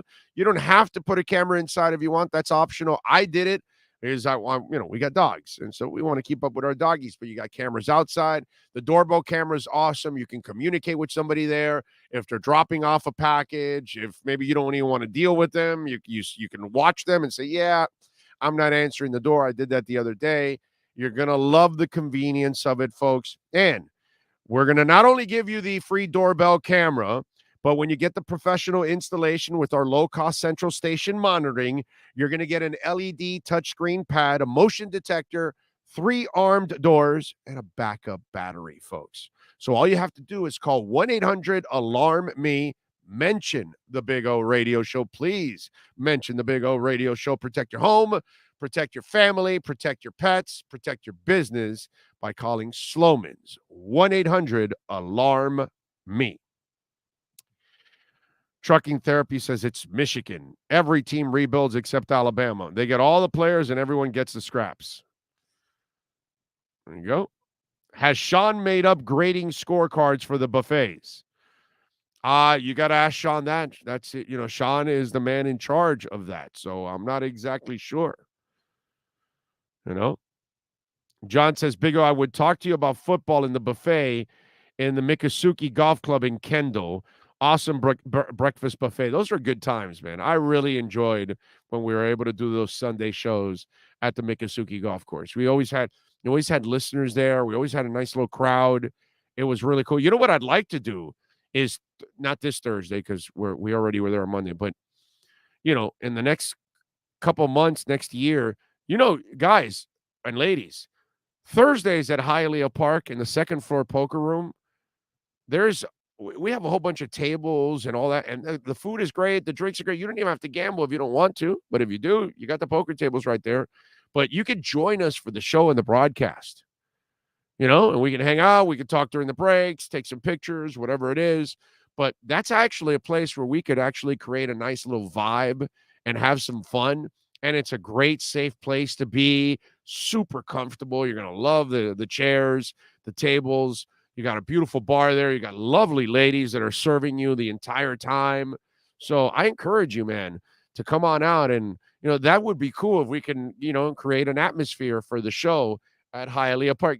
At Acura, you can come visit me, but you can't really, you can come by, hang out and say something for a moment, but there's no real place to really sit down and watch the show. Here, you're in AC, you're in comfort, you're at a casino, you can do whatever you want, and the show's right there. So if you ever wanted to hang out with us during the show, Hialeah Park every Thursday, not this Thursday, not next Thursday either, but after that, every other Thursday.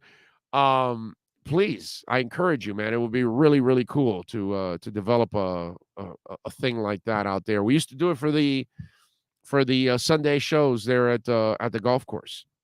It was always cool, man. How many days in a row has Sean gone to the buffet? I think I did about 7. It was my favorite Chinese buffet. Well, we'll find out. He hasn't done this kind of stuff. This is something new to him now, that he gets to go on the road and hit the buffets in Vegas over and over. So you'll get the videos, you'll get the comments, all that good stuff. I don't know. I'd rather hang out at a Vegas strip club. You know that I've been to Vegas like 30 times. I've never been to a strip club in Vegas. Ever. I do stupid shit, dude. I go to the Hoover Dam. I go to the Pinball Hall of Fame. The Kiss golf course. Now I'm going to go down to Fremont, walk the strip, gamble a little bit, sports gambling mostly, a little blackjack once in a while. I don't really go for the strip clubs. I've never gone for the strip clubs. I always try to find rides, go ride a couple roller coasters, whatever, things like that. I do concerts, love to go to concerts, if I can. That's usually what I do when I go to Vegas. It's not really about gambling my brains out at a table, night in, night out, and, debauchery of being at a strip club every night and drinking up and drinking too. I have a couple drinks, man. I don't really drink a ton and all that kind of stuff. So a lot of the crazy stuff that a lot of people go for, that's not really why I go. And that's what I love about Vegas, that it's really just expanded so much, where it just used to be about debauchery. There's so much other things that you can do. So it's kind of cool. I like Vegas. Big O, you got to try the chicken wings at one of the strip clubs. Well, I would go to the one in Atlanta, but I've never heard of anything in Vegas that has, oh my God, great. The one in Atlanta, which I don't know the name that Lou Williams goes to, but I would figure it out. I can Google that in a minute. If I was in Atlanta, I promise you, okay? I promise you, I would go to that strip club for the chicken wings and trip you out. I'd film it and everything, okay? But I've never heard of that, so I'm not just going to go to a strip club in Vegas just for the hell of it, because I've never heard of anything in Vegas strip club. Oh, my God, you got to have the wings or the steak or whatever, all that good stuff. I'll tell you this. When I had Tootsie's as one of my sponsors, and I used to hang out with Mike G all the time there, we would upstairs in the VIP room, in the VIP area, because it's not a room, it's a freaking area because the place is so enormous. You could eat dinner there. And man, I got to tell you, Tootsie's is the shit. Okay. Yeah. Of course, you're going to go for the lovely ladies and have a good time with the fellas, watch some sports. But the food, they have chefs there. They don't have cooks. They do a really good job at Tootsie's. I'm just saying. It's not one of those, I get it, it's a strip club thing, but it's better than what you think, a lot better than what you think. It's just you have that strip club thing in your mind, but it's actually legit, the food, man. In some places, I'm not saying all, obviously, but I remember in Tootsie's, bad ass kitchen, bro. Okay. How do you find the energy to do this every day? Admire your craft. Easy. It's no different than probably what you do every day in your world, bro. No different than a teacher that has to have the energy, and a police officer that has to have the energy, and a lawyer, and anybody that's working in any job. You wash cars every day. You have to have a level of professionalism, and you have to take pride in what you do. You know what I mean? And that's what I do every day. This is what I've done for 32 years. It's what comes naturally to me. So it's just one of those things. But thank you, man. It's very nice of you. You'll definitely never see me doing radio without any energy or drive or anything like that, because you have no business being on radio if you have no energy and you don't want to connect with people and you're not enthusiastic about what you do and what you're going to talk about. because it's the only way that people will feel it across the mic. So it's just one of those things. And it's the same thing for a veterinarian and any other walk of life. You know what I mean? It's up to you, whatever job you have, whatever profession you have, to make it the best that you can. And being bitter or down about it, that's not going to help you in your job. And it certainly won't help in radio. Oh my God, this is just not one of those. You don't, even if you have problems, you don't necessarily bring them on the air. You can have fun with some of your problems, and car runs into your house and stuff like that. You can have fun with that kind of stuff, but it's not a good thing to be a Debbie Downer, and then that's not why people are listening to you. You know what I'm saying? Sean, brunch buffet at Bellagio's from 8 a.m. to 3 p.m. There you go. Big O, you have helped my argumentative skills in sports on a level I can't lose. I used to get the escargot at Tootsie's. The kitchen was legit. The kitchen is legit, bro. But every time you mention escargot, I just think of Burns Steakhouse in Tampa. Oh, my God. That is the appetizer I get every time before I get my Chateaubriand, the greatest steak on the freaking planet. The greatest cut of meat is the Chateaubriand. Oh, God. Oh, I kill for the escargot at Burns Steakhouse. Kill. Okay? Awesome. Can't say enough about that one, man. I'm telling you. All right, what else do we have here on Le Programme? So Aaron Rodgers and Shailene Woodley have broken up. It's over. How about that? Damn. That didn't last long, the second go around. They had broken up once before. Now they break up again. Aaron Rodgers is one of those guys that, unfortunately for him, he sucks at relationships. And by the way, Aaron is not the only one. Plenty of people suck at relationships. It's just the way it is. And you probably know somebody like that. And that they try to, now he has problems with other people too, not just, his personal relationships. But apparently Shailene tried to give it another shot and was spending time with Aaron, the insider shares with E! News. But she quickly saw that everything was on his terms and nothing was going to change. There was no reason to continue, and she's done with it again. She's 30, he's 38. There you go. They are two very different people, the source says. They are both focused on their careers, but it took them in separate directions. And so, no more Shailene Woodley and Aaron Rodgers, which, did you really think they were going to get married? You know what I'm saying? Aaron Rodgers is one hell of a quarterback, but man, he must be an odd bird to try to get along with, right? Because he's had some lookers, man. And he can't keep any of them. Shailene Woodley looks like a nice girl, but I mean, Danica Patrick's, a really good looking woman, nice girl. And then he had Olivia Munn, who I think is, a smoke show. And wow. You know what I'm saying? And Olivia Munn looks like, I got to say, she looks like a lot of fun. It looks like you can have fun with Munn. That's all I'm saying. I'm certainly not blaming her. I can't blame any of them. I can only blame him. You know what I mean? It's what you know, do we all really know what's going on? No, but there's a track record there. You know what I'm saying?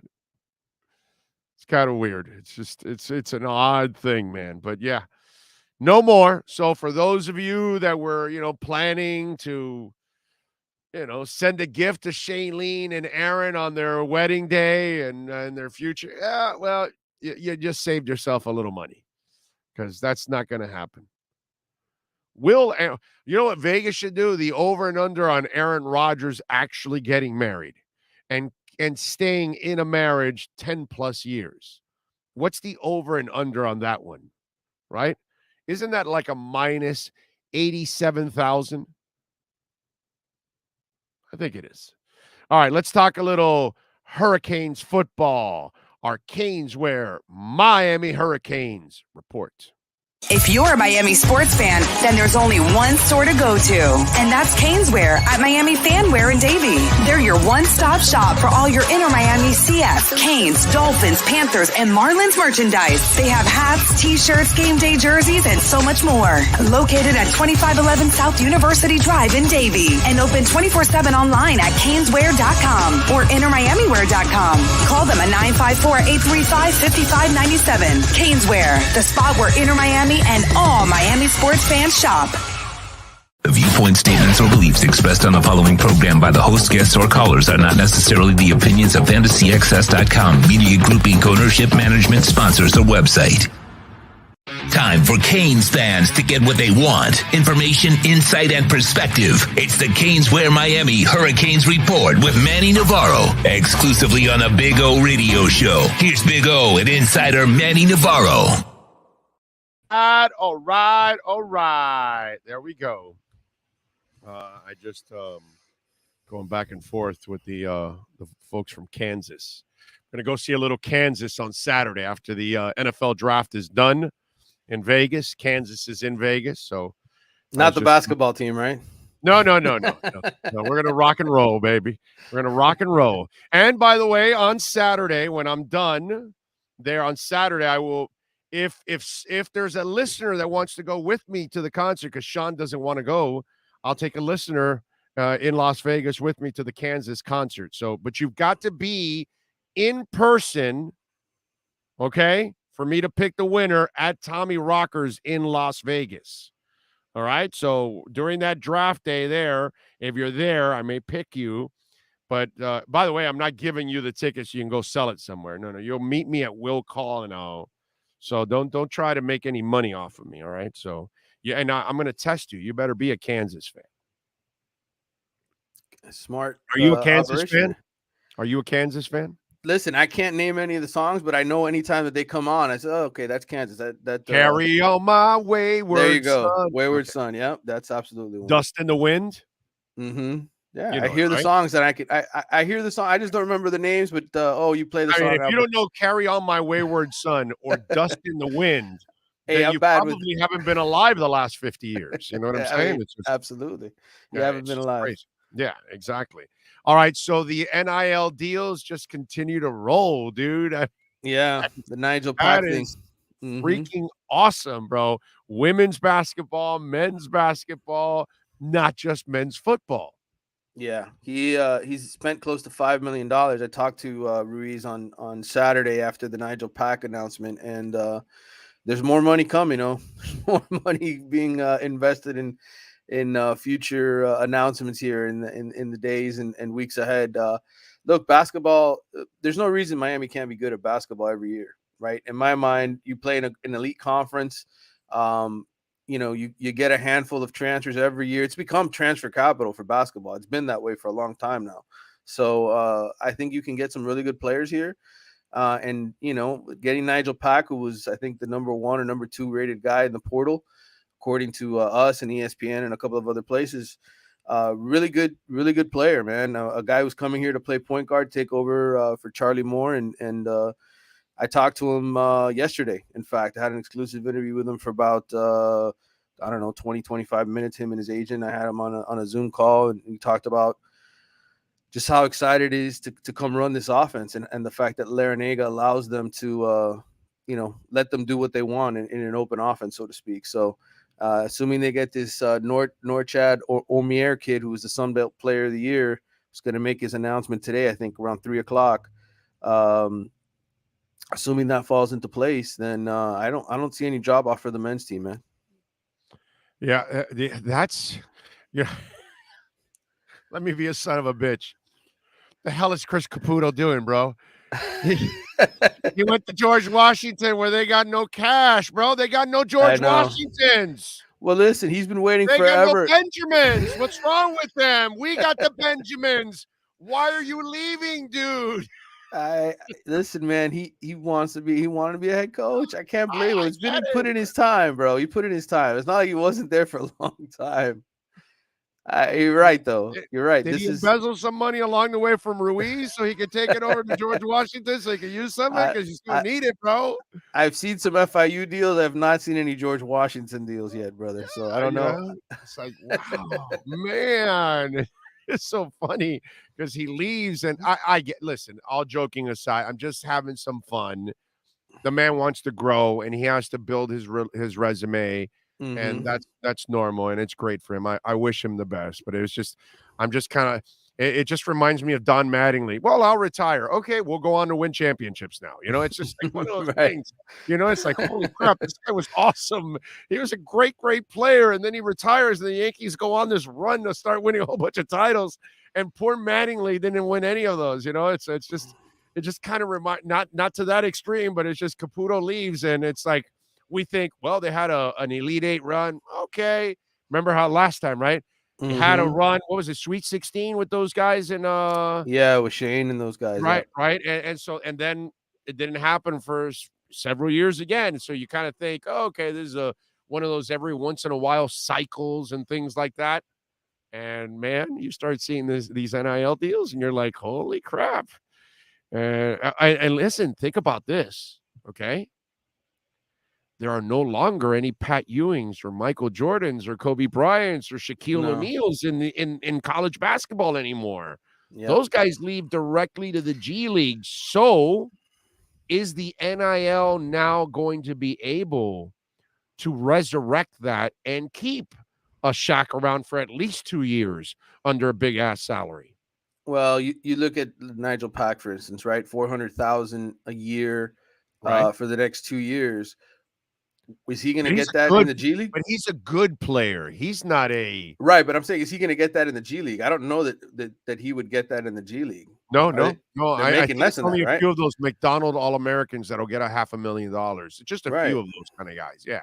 And the Shaqs, I'm saying. Yeah. Oh yeah, the Shaqs. I mean, they'll go play overseas or they'll go play. I mean, this whole thing is crazy. You look at the projected NBA draft now, and it's like you got all these guys from overseas. Yeah. So between the G League and good NIL money, what do you pick? I think a lot of these kids would prefer to go to college, to be honest with you. Yeah. They get to be around their peers, kids their age.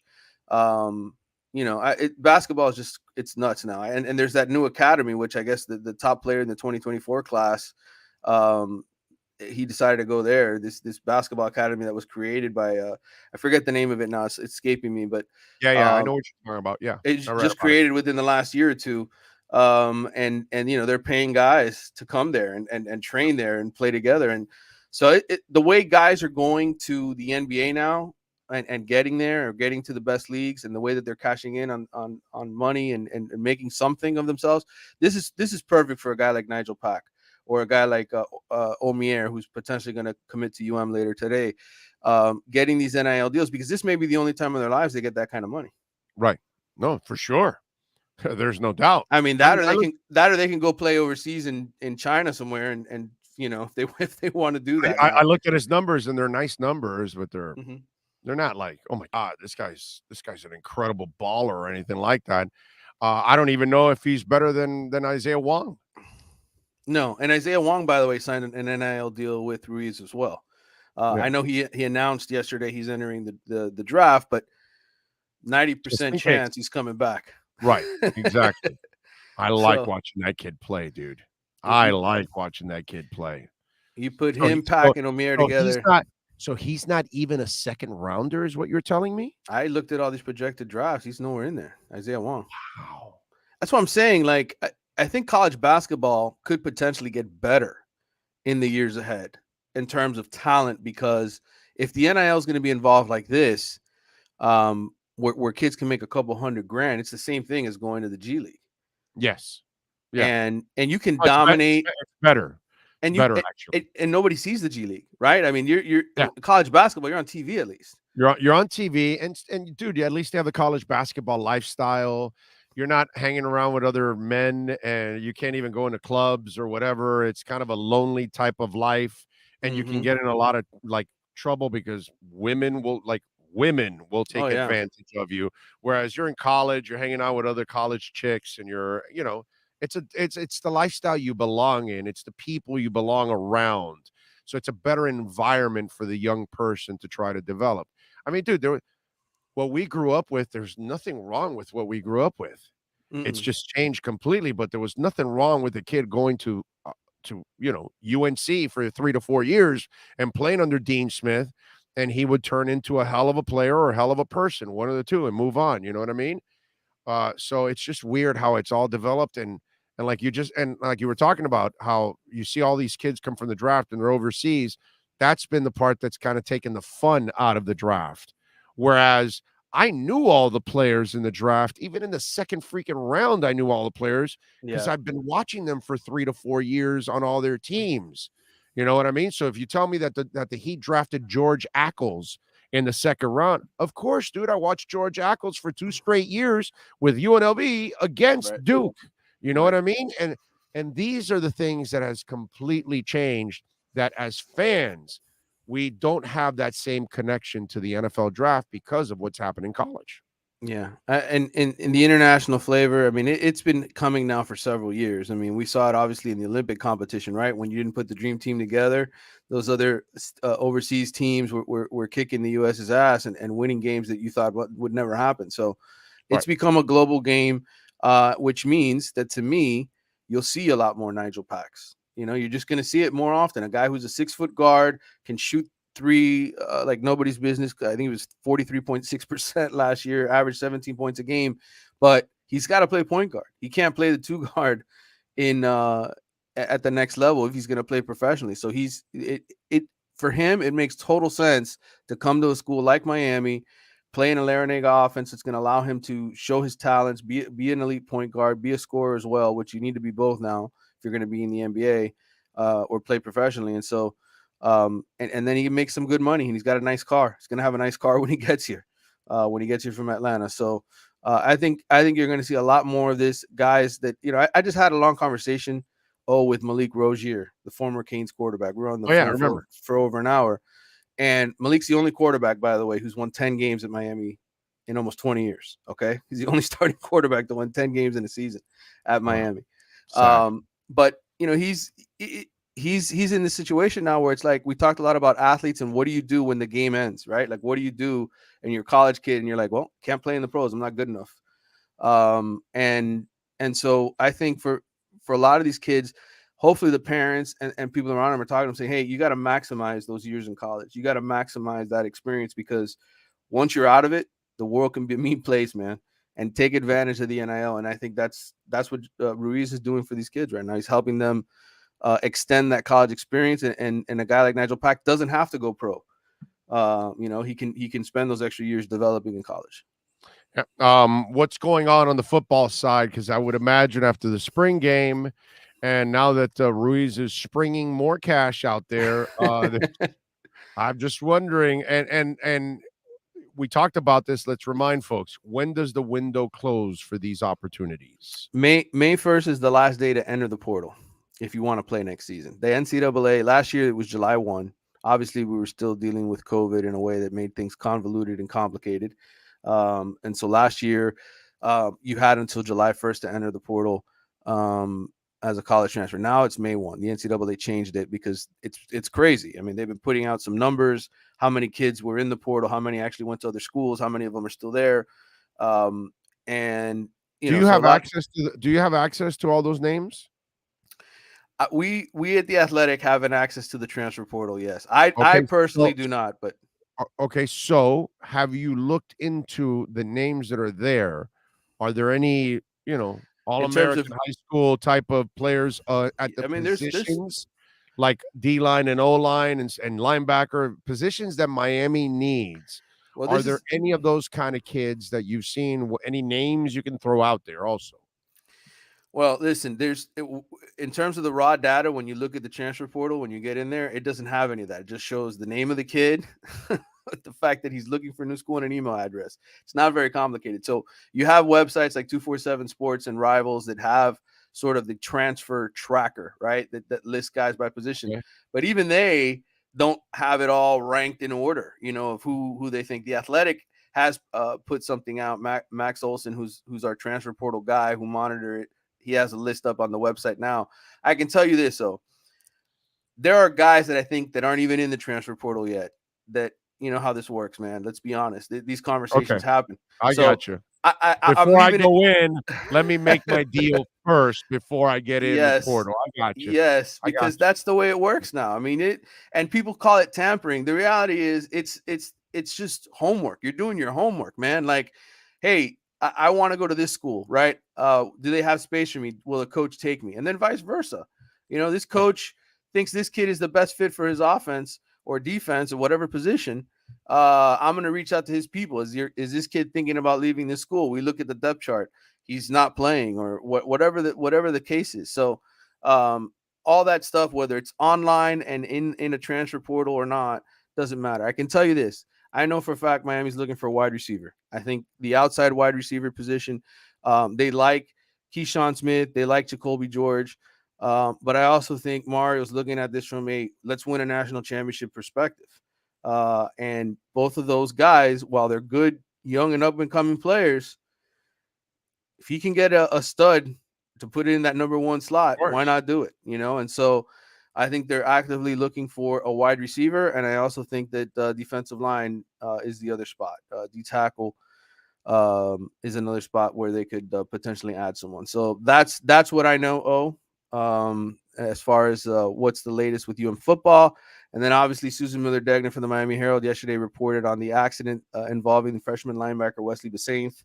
He was in a car with several of his Miami Central teammates, high school teammates, and fortunately he's okay. I think he had to have some stitches on his ankle, but outside of that, there was a death and some other kids who were injured in the car. And so from a Miami football perspective, very lucky from a he wasn't driving, right? No, my understanding he wasn't. That happened, I guess, Friday. Rumors were surfacing Saturday. I asked several people on Miami staff. All I was told was he's okay. Thankfully, the details, a little bit of clarity came out because I had heard people were saying maybe he broke his foot or broke his ankle. That's not the case. All right, good stuff. What are you working on the Athletics so folks can check it out? Well, I'm going to have a couple of podcasts, one with Nigel Pack, another one with Malik Rozier. He's a guy. Malik is very interesting in the sense that, people were rooting against him. Here's a guy who won 10 games for you in 2017. And then in 2018, everybody was wanting to see N'Kosi Perry, and somebody else take over. They were just rooting against him. So this guy stinks. He's not good enough. And yet, here he is now training Tyler Van Dyke and Ja'Cory Brown in the offseason. He's kind of transitioned in his life to being he's 26 years old now. He spent 2 years at Georgia, by the way, with Todd Hartley and the staff over there, the former Canes tight ends coach, working with him, working in the recruiting department. Stetson Bennett, got to watch him grow into a national championship winning quarterback. So he's experienced quite a bit. So I have kind of an interesting story about him and life after football and what he's kind of evolving into. And then, as I said earlier, Nigel Pack, I got a one-on-one with him. I'll be posting that stuff soon as well. But a lot going on all the time. The off season to me is almost the best season for me. I get to talk to all these guys away from the field and away from all those big groups, and I can ask them questions that I want to ask and write stories I want to write. So we'll have some of that stuff coming up on in the Athletic in the days ahead. That's why these reports are year-round. Yeah. It's year-round, man. It's the way it goes. Follow him on Twitter at Manny_Navarro. And, of course, subscribe to The Athletic and support him and all the great writers. And you get all your news, local and national and even international there at The Athletic. Manny, thank you, my brother. Appreciate you. All right, guys. Good talking to you. You got it. That's our Caneswear Miami Hurricanes report where you get free shipping when you order over $99 at caneswear.com. If you're a Miami sports fan, then there's only one store to go to, and that's Caneswear at Miami Fanwear in Davie. They're your one-stop shop for all your inner Miami CFs, Canes, Dolphins, Panthers, and Marlins merchandise. They have hats, t-shirts, game day jerseys, and so much more. Located at 2511 South University Drive in Davie, and open 24/7 online at caneswear.com or innermiamiwear.com. Call them at 954-835-5597. Caneswear, the spot where inner Miami and all Miami sports fans shop. All righty. Appreciate all of you, as always, checking in. Thank you, thank you, thank you. What else do we have here going on the program? If you want to get in, Welton Rayom text line 855-912-1056. That's 855-912-1056. Remember, if you want to win the boxing tickets, no more of the Alarmos. We're picking our winners and shipping it out. The boxing tickets, we're giving away 10 pairs. So send me your full name, the email address, and the cell number, and send it to our email at bigoradioshow@yahoo.com on our Welton Rayom text line at 855-912-1056. You got what else do we have? On Twitter DM, Big O Show. Instagram DM, Big O Radio Show. Okay. All of that is there. Okay. Hi, my name is Mabel. I would like to make reservations for a party of 5 on May 17th from 2 to 4 p.m. They probably are reaching out to the wrong person, but I got to have some fun with this. So how do I answer this text? Hi, my name is Mabel. I would like to make reservations for a party of 5 on May 17th from 2 to 4 p.m. Sure. We look forward to serving you. There we go. So I did it. I'm not lying. It's a 201 number, and they sent it, and so there you go. You know what? Let me last name, please. That way it sounds more real. You need to ask the time as well. No, they said 2 to 4 p.m. Oh, 2 to 4. Okay. Yeah, they gave us the time. So there you go. So I'll keep you updated if Mabel answers back. What a son of a bitch I am. Anyway, let's see what else it says. Big O, you swear and kick and beg us that you're not a gambling man, then you find your way back in Vegas with a handle in your hand. Safe travels, my friend.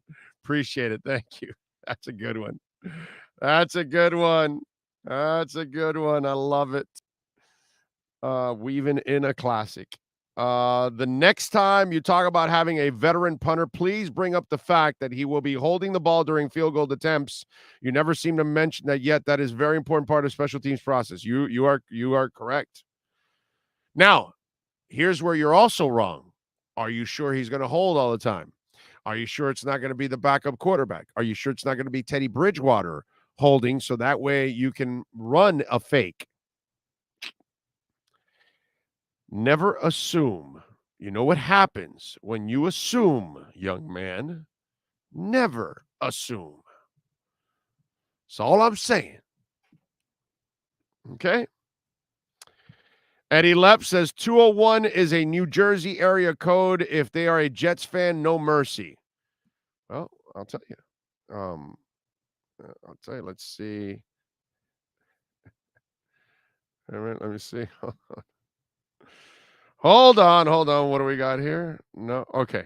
I thought she answered. I thought I got a text back. No, I'm not doing give a credit card number. No, I'm not doing that. I just want to accept it. And that way, if she does send back the last name, then she's all set and she thinks she walks into whatever place she thinks she's reserving at. and a table for 4. My name is Mabel, whatever it is. And then, is that Mother's Day too? Is that? I'm not exactly sure. Is May 17th the Mother's Day? Let me see. May 17th. I don't know. Party of 5. You tell me. Is May 17th Mother's Day? So wait. No, May 8th is Mother's Day. Oh, okay. All right. There you go. I should know that, right? Since I'm married. Yeah, I probably should know it too. So bad. That's terrible. It's just terrible. I'll just text the wrong person and get reservations for someplace that doesn't exist. Exactly. I love it. Big O, as long as Sean has his 2 golden capsules and Edge, he'll be just fine. Hell yeah. Hells to the yeah. Do you think Tua's rushing yards will increase this year, or defense is scared of the speedsters? I'm not worried about that, man, but he should run a little bit, but only on pure desperation. I don't want him running and taking on a lot of tackles. I want him running out of, there's a breakdown, there's nothing else. Let me take 5 yards and slide. So, yeah, maybe a little, maybe it improves a little bit, but this is what I'm looking forward to, bro. This is where you're going to see the improvement. Okay? That's what I'm expecting. I'm expecting the offense to sizzle. I'm expecting Tua to have an excellent year, and I'm expecting him to get a lot of people saying, yeah, I didn't look at this the right way. I was wrong. Yeah, no, he can play. He's just fine. He can lead us to a championship.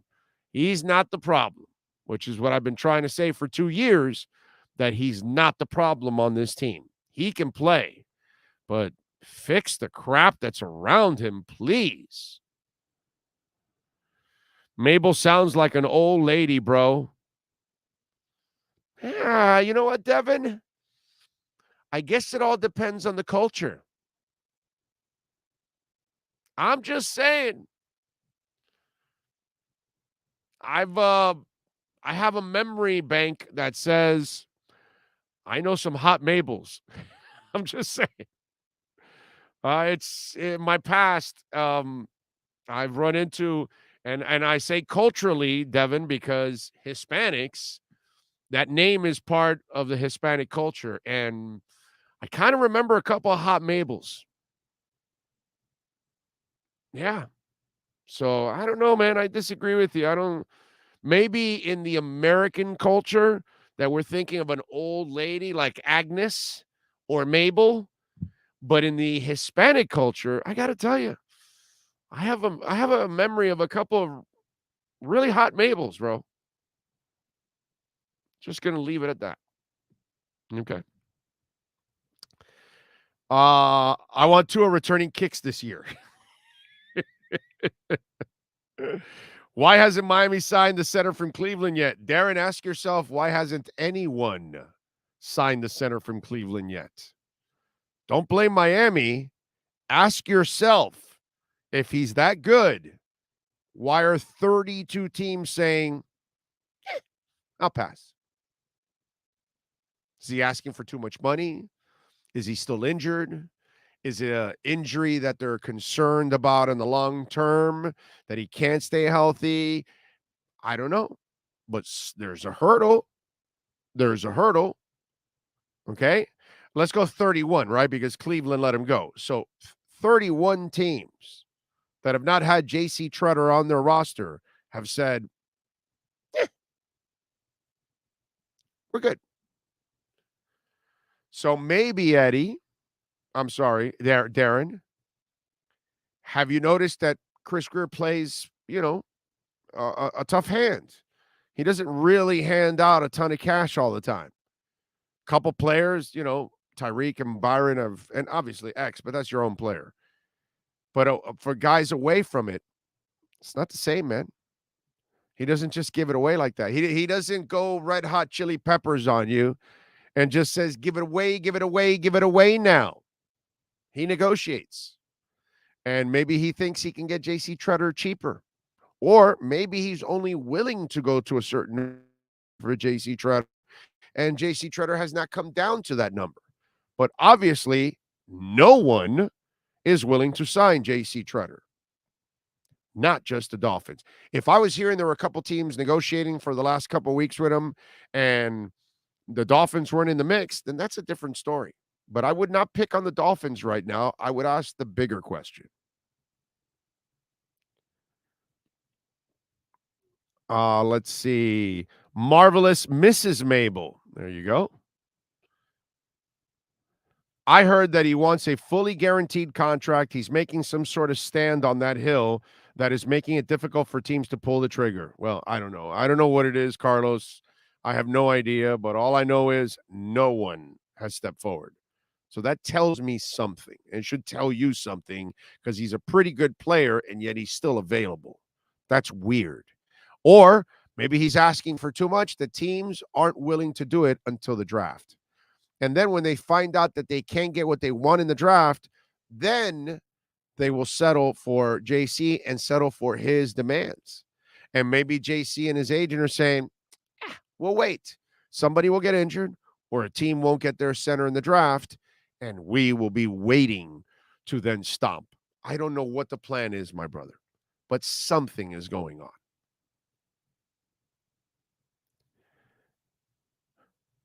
Let's see what else.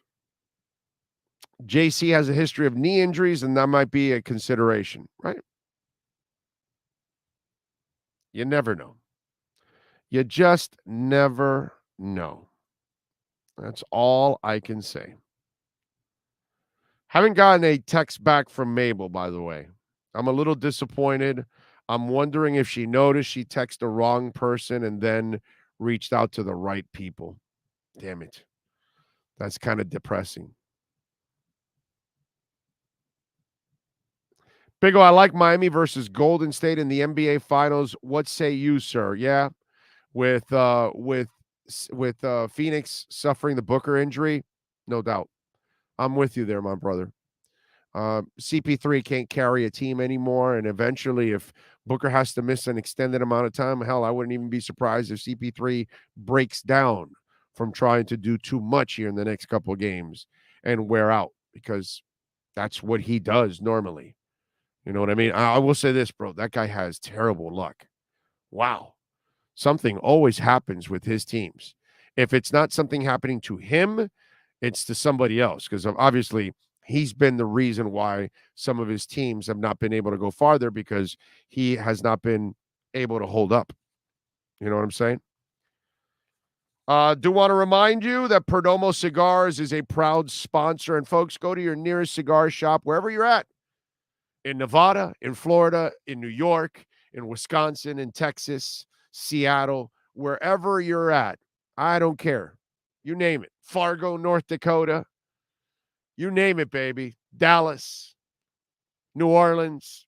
Go to your nearest cigar store and look for Perdomo Cigars. I mean, it is constructed perfectly. It burns evenly. It draws beautifully. And the taste is from beginning to end. It's consistent. And that's what you want as a cigar smoker. Because as a connoisseur, which is what we are, we hate the cigars that start out strong with the taste and then burn out and you're smoking leaves halfway through because it wasn't a good leaf from beginning to end. That's not what you're going to get with Perdomo Cigars. You're going to get quality from beginning to end. The 10th anniversary, the 20th anniversary, you name it. It doesn't matter. And by the way, if you want to check out the full line of Perdomo Cigars, not only could you go to your nearest cigar store and cigar bar, but if you live here in South Florida, go to Miami Lakes. Go to 5150 Northwest 167th Street. It's actually Miami Gardens. Right off of the Palmetto and 57th Avenue. You see it there. And a lot of you see the big Perdomo sign and you wonder, well, yeah, it's the warehouse. I can't go in there. Yeah, you can. They got a big, ginormous, beautiful lounge now. They redid the lounge. It looks awesome. They got a giant humidor with every Perdomo cigar in the world, baby. Right there. Every kind of Perdomo cigar they've got them in there. And the man, Nick Perdomo, is hanging around there when he's not traveling the world. You might be able to meet him and take a picture. They got these leather couches there. You can hang out.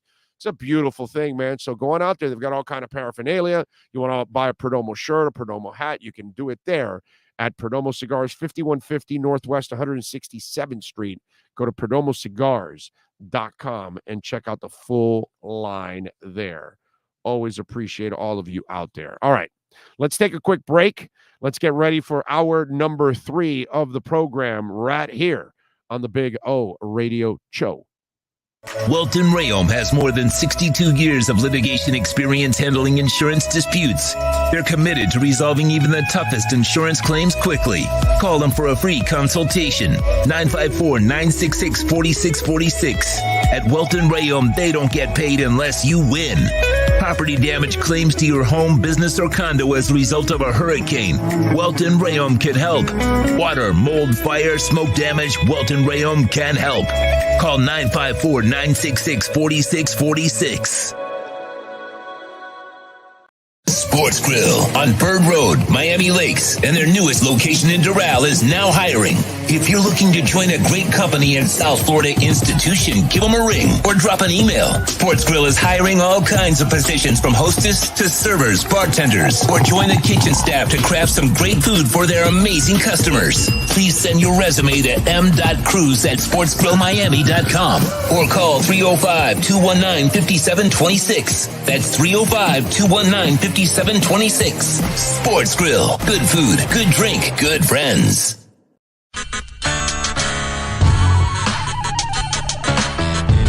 When you're ready to purchase a new home loan or refinance the one you have, American Dream Lending will make sure your loan experience is easy with fast approvals and quick closings. With many loan programs and competitive rates, now is the time to turn your dreams into reality. Ask about special financing for veterans. They never charge an application fee and you will work directly with one of their experienced loan professionals. Stop dreaming and contact American Dream Lending today, 786-802-1727 or online at adreamlending.com. When protecting your family is your priority, there's nothing more important than a roof above the people you love. Call Tommy B. Butts Jr. Enterprises.com, 954-735-9826 or 954-394-1411 and ask to speak to Tommy, the owner.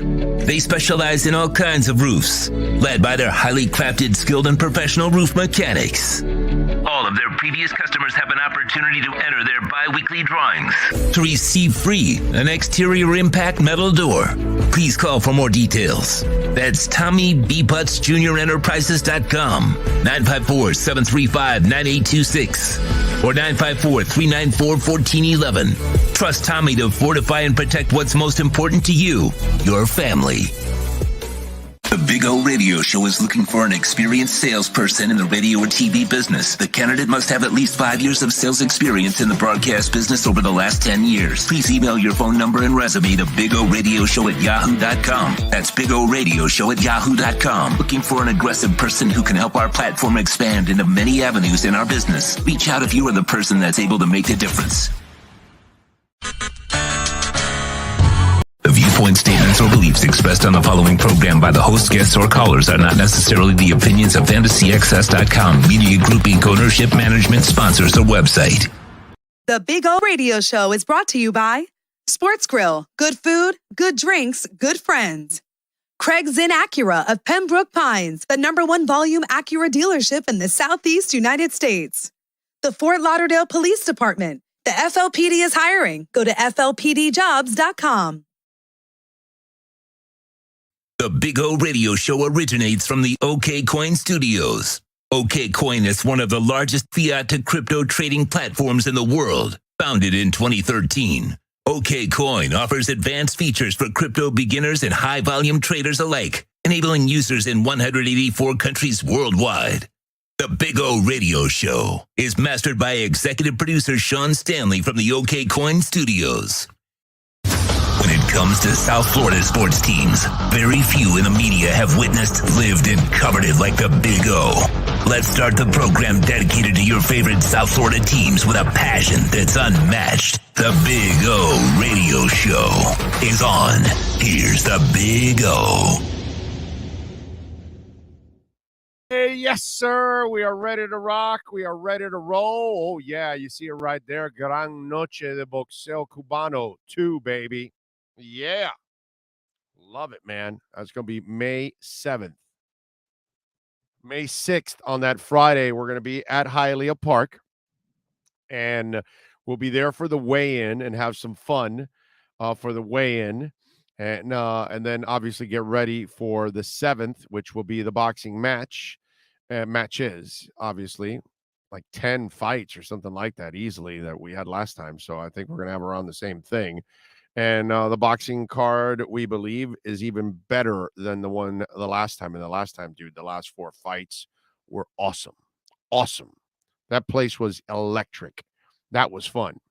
Revolta has done a great job. And obviously, the Brunetti family bringing this back. And then, Calibro and Fiore and all these guys. Fiore has worked his ass off to put this together. And so be broadcasted and everything. It's going to be cool, man. I love boxing. So whenever we get a little boxing, I mean, I'm an all sports guy, as most of you know that follow this show. I love everything. I'm into all kinds of sports. Hell, I'm loving what I'm seeing from Inter Miami 4 in a row. Those young kids, man, just get rid of damn Higuain, please. Get rid of his sorry ass already. Go make your $6 million and get lost. I don't like doing this story much. And I don't listen to the guy or watch him. I don't really care because I think he's just a professional troll is what he is. But Victor Oladipo and Jimmy Butler are in the news because Skip Bayless again. And, it's a weird world. It's a weird business that I'm in, right? So it's really good to be a troll and throw out a whole bunch of misinformation and just talk crap. Or you really don't know what you're doing and, you have people that are in charge in this business that are completely lost, right? And I see it all the time. So this clown puts out there, and I'm not even going to play the video, that Victor Oladipo isn't in the Miami rotation because Jimmy Butler has a personal issue with him. Okay, so obviously the two were, addressing the media, and Victor says, I was told he got some personal issues with Victor Oladipo. Well, Baseless said, right? So while Oladipo is doing his press conference, Jimmy says, tell them how much I hate you, Butler jokingly said to Oladipo in the post-game media session. Oladipo joked back, Jimmy hates me. So, but this is the trolling crap that goes on in this business all the time. And so you put out a report that's completely baseless from Skip Baseless, and there's no repercussion. There's nothing. FS1 doesn't do anything to him because he's throwing stuff out that's completely inaccurate. There's no proof behind it. And we watch the team every day. There's no problem. There could have been a problem between UD and Butler, but those two had a bottle of wine and they settled it. You ever fought with your best friend? I get it. Skip doesn't really have friends, probably. He doesn't really have best friends and things like that. You know what I mean? So, because I have several. I'm blessed. But you think I've agreed with everything with my best friends? No. So what's the difference? That happens. You have disagreements. But that's not even the case here. Okay? There's been no disagreement with Oladipo and Jimmy. And if Jimmy had a problem with him, do you think they bring him aboard? I don't think they create that kind of a problem. But they've liked this Victor Oladipo for a while now. And I'm sure Jimmy knows about it. And Jimmy's, if anything we've learned from Jimmy, which, of course, this clown who's on nationally has no idea, Jimmy Butler is one of the most selfless players I have ever seen in my life. For 4 years, we had the most selfish player in the history of the NBA, LeBron James. There is nobody more selfish than LeBron James. Nobody, not even close. Miles and miles and miles. I'm not talking about his play as a point guard. We know he distributes there. I'm talking about the way he carries himself. Everything that he does, it's all about him and nobody else. He doesn't care about teammates. He doesn't care about the franchises. He doesn't care about any of that. And I get it. It's been a thing for years that the owners and all that, they don't care about players. They use them up. And so he's doing kind of the same thing. Fine, whatever. But you are what you are. And you are incredibly selfish. And maybe that's why you've had a lot of bad karma around you, by the way, LeBron. You ever thought about that, LeBron?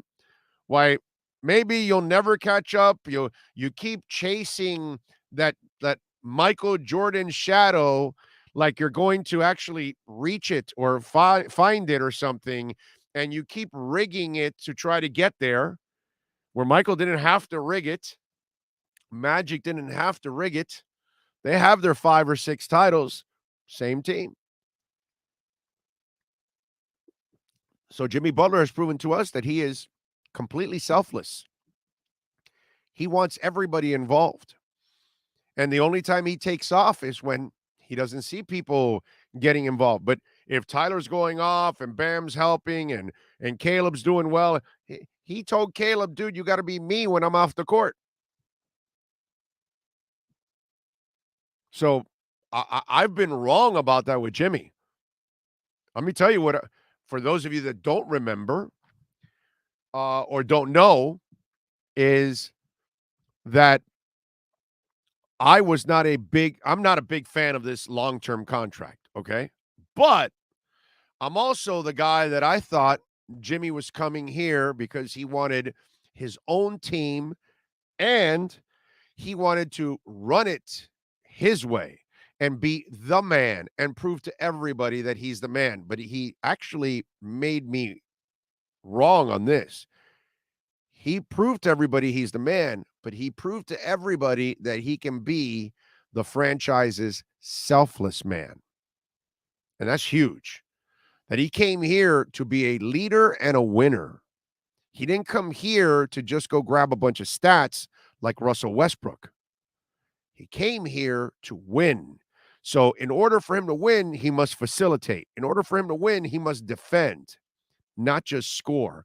In order for him to win, he must be a son of a bitch on the bench and in the locker room and get in people's faces when they're not playing up to par, because he's always giving 100% and always playing up to par. He might have an off night, but it ain't an off night because you saw what you saw from Durant and Kyrie at times in that series. You know what I'm saying? Never see that from Jimmy. So that's where Skip Bayless would say something stupid like that when he doesn't really watch Jimmy Butler, because you keep labeling him and thinking that all the other crap that he had in other places, it must have been him or this and that, and then this is something else. It hasn't been that. So for people like me that thought Jimmy was coming here to kind of just showcase himself finally, and it's his team, his team, his team. No. He came here to lead a team, not to be the team. Okay? Trae Young is the team. You know, guys like Russell Westbrook, they are the team. Jimmy's not like that. So I would tell you that Jimmy doesn't have a problem with anybody probably on the team, pretty much. And I'm sure he doesn't have one with Victor Oladipo, because he's not the guy keeping Oladipo down or anything like that. It's Oladipo's situation that has kept him where he's at right now. That's nobody's fault.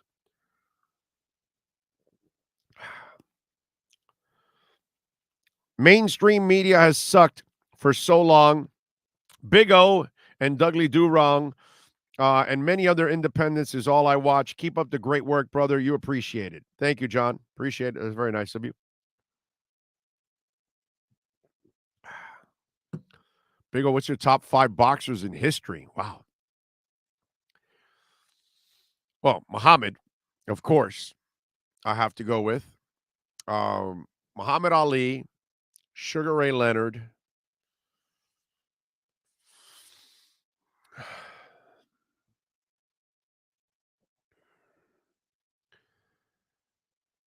Joe Louis, Roberto Duran,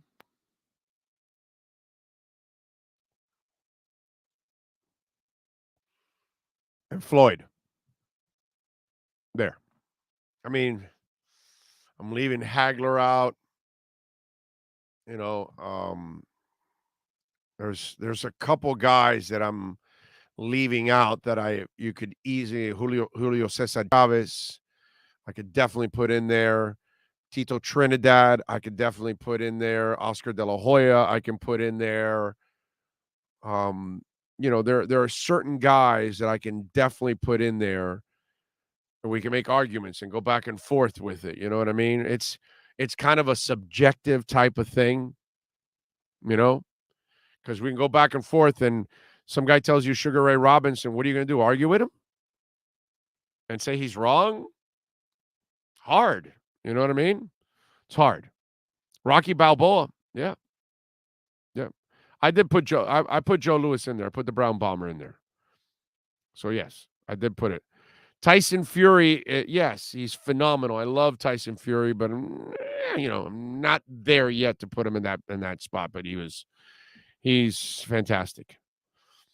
Tyson, no, you asked me top 5. And you asked me top 5, I'm not putting Tyson in there. Tyson is one of the greatest heavyweights as in hitters and knockout artists. The sad part for Tyson is he fought in an era where there was absolutely nobody. No one, dude. Okay? No one. His best competition came from a light heavyweight named Evander Holyfield. And even Evander was towards the end of his career. And why did he beat Tyson? Because he could box. And that was kind of a Sugar Ray Duran moment in a way, because he schooled him. And that's where, I know Tyson is the most vicious hitter I've ever seen in my life, dude. In my life, I have never seen a more vicious boxer in the ring. I get it. But if you're going to ask me about the top 5 boxers of all time, he's not going to be in my list. It's not going to be in my list. Maybe top 10, top 15, top 20. I'll put him in there. But my top 5, he cannot be there, because I need the whole thing. You know what I mean? And he, he boxed in an era where it was super weak, and then he ends up losing to guys that he shouldn't lose to. And that was the thing too. When you lose to Buster Douglas, bro, it kind of ruins who you are already at that point. And it's like you're already fighting in an era where there are no ones. That's why do you think I put Mayweather there? Greatest defensive boxer I've ever seen in my life. Never, ever, ever walked into the ring unprepared. Ever. You may not like Mayweather, and you have every right not to like the person. Okay? That's fine. But you got to compartmentalize, as we like to say on the show, and you got to separate the two. And his greatness cannot be denied, bro. And his professionalism in the ring, always prepared, always in perfect condition, never an ounce of fat. Never underestimated any opponent. That man is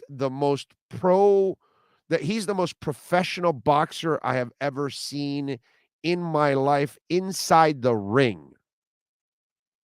It is rare to say, I watched a guy that was always prepared for every single fight. impeccably prepared for there's always a lull in most guys' careers.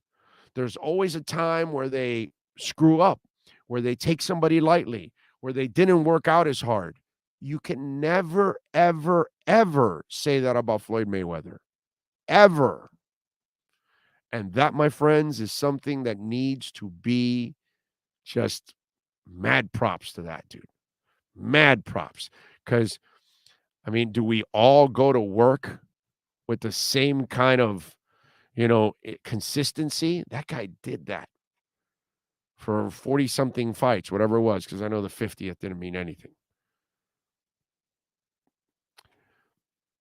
Paul Arthurs from Oasis has revealed he has cancer. Wow, that sucks. Can we eliminate this cancer stuff, man? Huh? Can we do this? Can we find a damn cure? I'm tired of all of us suffering one way or another, that either we catch it or somebody gets it in our families or friends, and we have to deal with that damn C word, man. It's brutal, dude. Holyfield also was a headbutt machine when locking up. Tyson was incredible to watch. Rocky Marciano, bro. Shame what happened to him. Undefeated heavyweight champ. I believe Joe Louis kissed his casket at his funeral. Rocky Marciano. Rocky Marciano. Pac-Man. Again, it's subjective. You want to put him in your top 5? You can put him in your top 5. I have no problem with that. You know what I'm saying? None whatsoever. He's not in my top 5, but I can't argue with you. Not going to tell you, oh, no, he doesn't belong there. Guy had a hell of a career. Ugly finish, but a hell of a career. Let's see. In my mind, is the greatest creative fighter that ever lived was Willie Pep.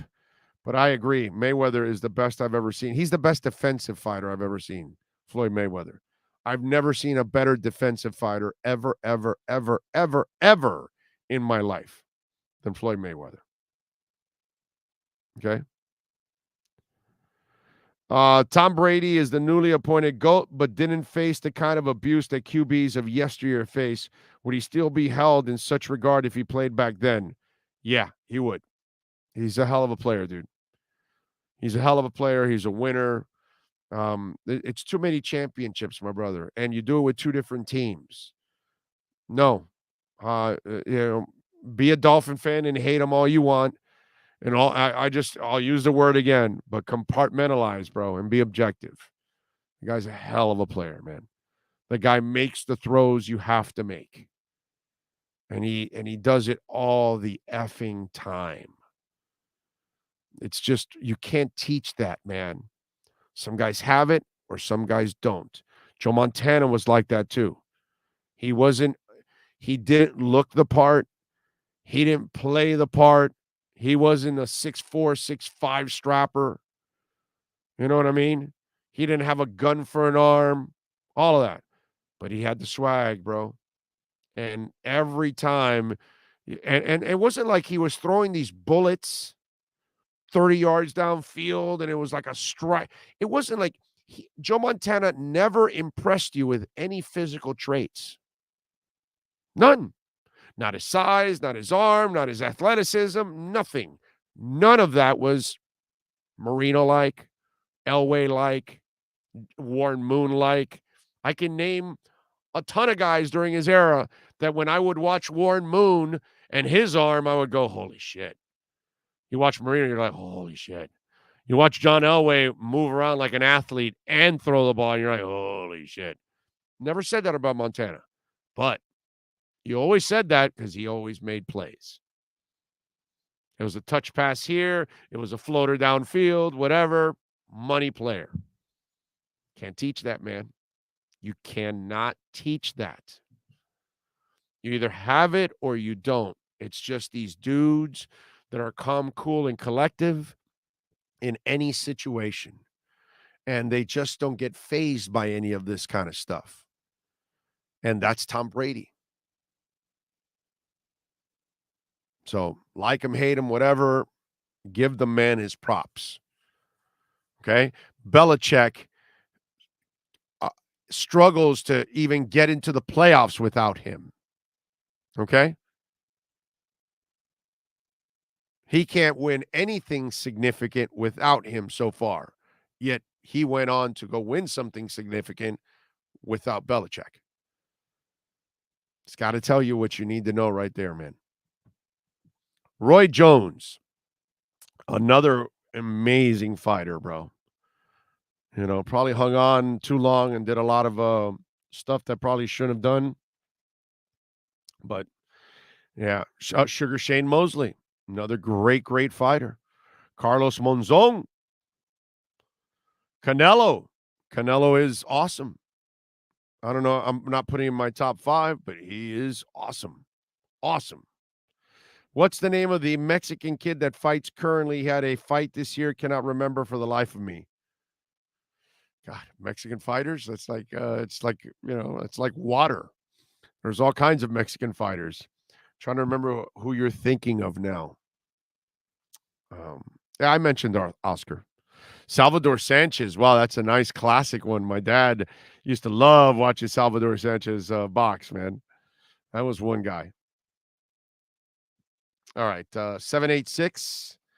I'm sorry, 855-912-1056. That's 855-912-1056 for the Welt and Rayom text line. If you want to get in on the program, don't forget, if you want the edge, make sure you get Edge Energy Drink. Delicious, smooth, and zero aftertaste. Only 78 calories. Use my code Big O. Get 10% off right there. MyEdgeDrink.com. MyEdgeDrink.com. Right there. Edge Energy Drink. And by the way, you can also go to Liquor Split. Now, you won't get the 10% off. But at Liquor Split, you can order your favorite liquor, whether you're watching the Heat game tonight, want to order a little vodka, a little whiskey, a little rum, some wine, some beer. They got sodas also. So if you want to have a couple drinks, but somebody else wants to have a ginger ale or a soft drink or something like that, you can do that at Liquor Split. And they've got all kinds of chips and snacks and all kinds, even mariquitas. How about that? So not just potato chips, all the way to mariquitas. And that's why Liquor Split is so awesome. Flat delivery fee of $2.99. $1 of it goes to solving homelessness in Miami. Tap that app. We love to tap that app, baby. So download the app, iOS or Android, Liquor Split. Check it out for yourself, liquorsplit.com, or go to your iOS or Android store and download it here in South Florida, Liquor Split, and order when you need it for a meeting, for fun, a party, a get-together, or you just forgot to go out and get drinks and you don't have any. How about if you're already drinking and you ran out? We don't want you drinking and driving. Stay home. Order Liquor Split. $2.99 flat fee, no hidden fees. iOS or Android, tap that app. Liquor Split. All right. Let's see. What else do we have on the program? Oh, by the way, nice job by the Marlins over the weekend, taking 2 of 3 from the Braves. Tonight, they will start a set against the Nationals. Alcantara taking on Josiah Gray. 7:05 first pitch. We will be in the air headed to Vegas at 7:05. Well, at least I hope so. Right? That's what I'm hoping. That we're headed off to Vegas at 6 o'clock, but would be nice. When sports and business collide, you know what we do on this program? It's the KSDT Sports Business Report.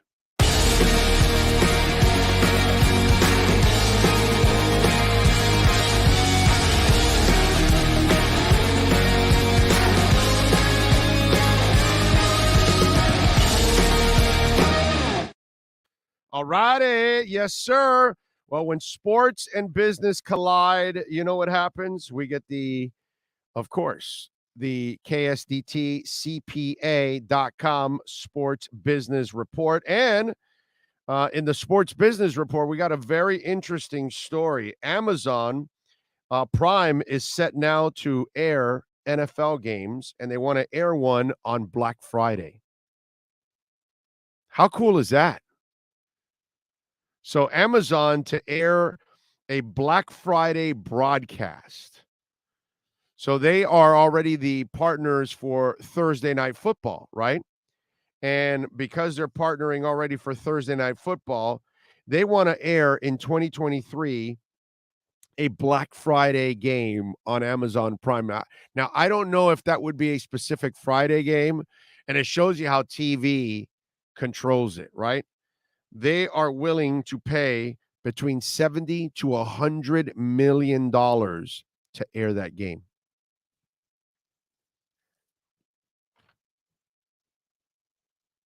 $70 to $100 million to air that game on Amazon Prime. So somebody's going to be playing, two teams are going to be playing on a Friday night. There's no way that you're doing this and, you're doing it because you can make some serious money from this. But it shows you also how you've got to kind of take care of players and all of that. And Thursday games are not really, and listen, I've been against this for a while. I've said you need 2 bye weeks. Anybody that has a Thursday game needs a bye week. They need a bye week before that Thursday game so they don't have a short week to prepare. So whether it's Thursday or Friday, that's the problem. So Amazon Prime now is saying, okay, no, we want to add another NFL game to our platform because, of course, out of all the programs on television, an NFL football game is one that brings in the highest revenue and, maybe if not the highest viewership, top 3 of whatever program you want to run week in and week out throughout the year.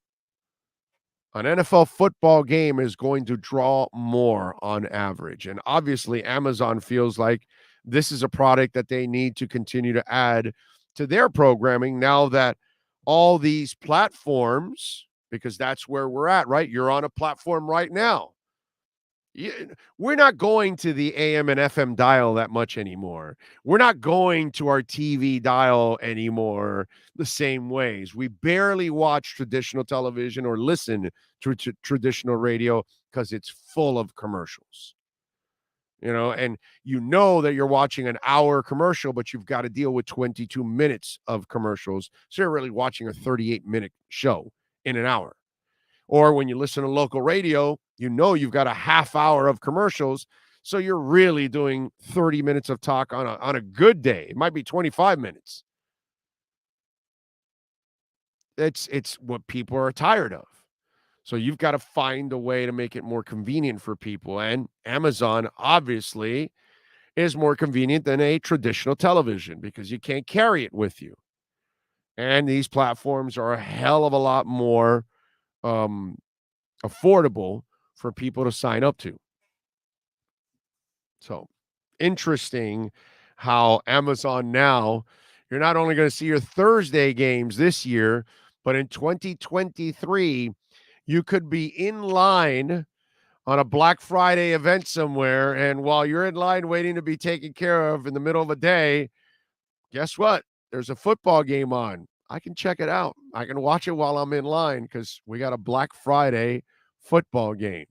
That is your KSDTCPA.com business report. This has been the KSDT Sports Business Report. KSDT CPA is one of South Florida's largest and one of the country's fastest growing accounting firms. KSDT is recognized by Forbes as one of the top tax and accounting firms for 2022. KSDT CPA is a full service firm that also excels in crypto. Visit online at KSDTCPA.com or call 305-670-3370. That's right. And folks, not just accounting, but if you're buying a business, they can help assess that business that you're buying to make sure whatever price you're paying, it's actually worth it. So they do an assessment of those kind of businesses. If you're selling a business, they can help you to make sure you can maximize all of that. Wills, those kind of things. They do so many things. So please go to KSDT CPAs, because people just see CPA and then they think just accounting and taxes. And there's a hell of a lot more to what they do. So if you want to, really make sure you're maximizing certain things in your life, make sure you reach out to the great people at KSDT CPAs. By the way, offices in Kendall, in Dadeland, and also in Weston for our Broward friends and Palm Beach friends that may want to visit KSDT offices also there. NorCal says, Big O, what is going on after the draft over Thursday and Friday after parties at Tommy Rockers? So far, no plans. But I will tell you this, NorCal. I don't know how much partying, to be completely honest, we'll be doing on Thursday.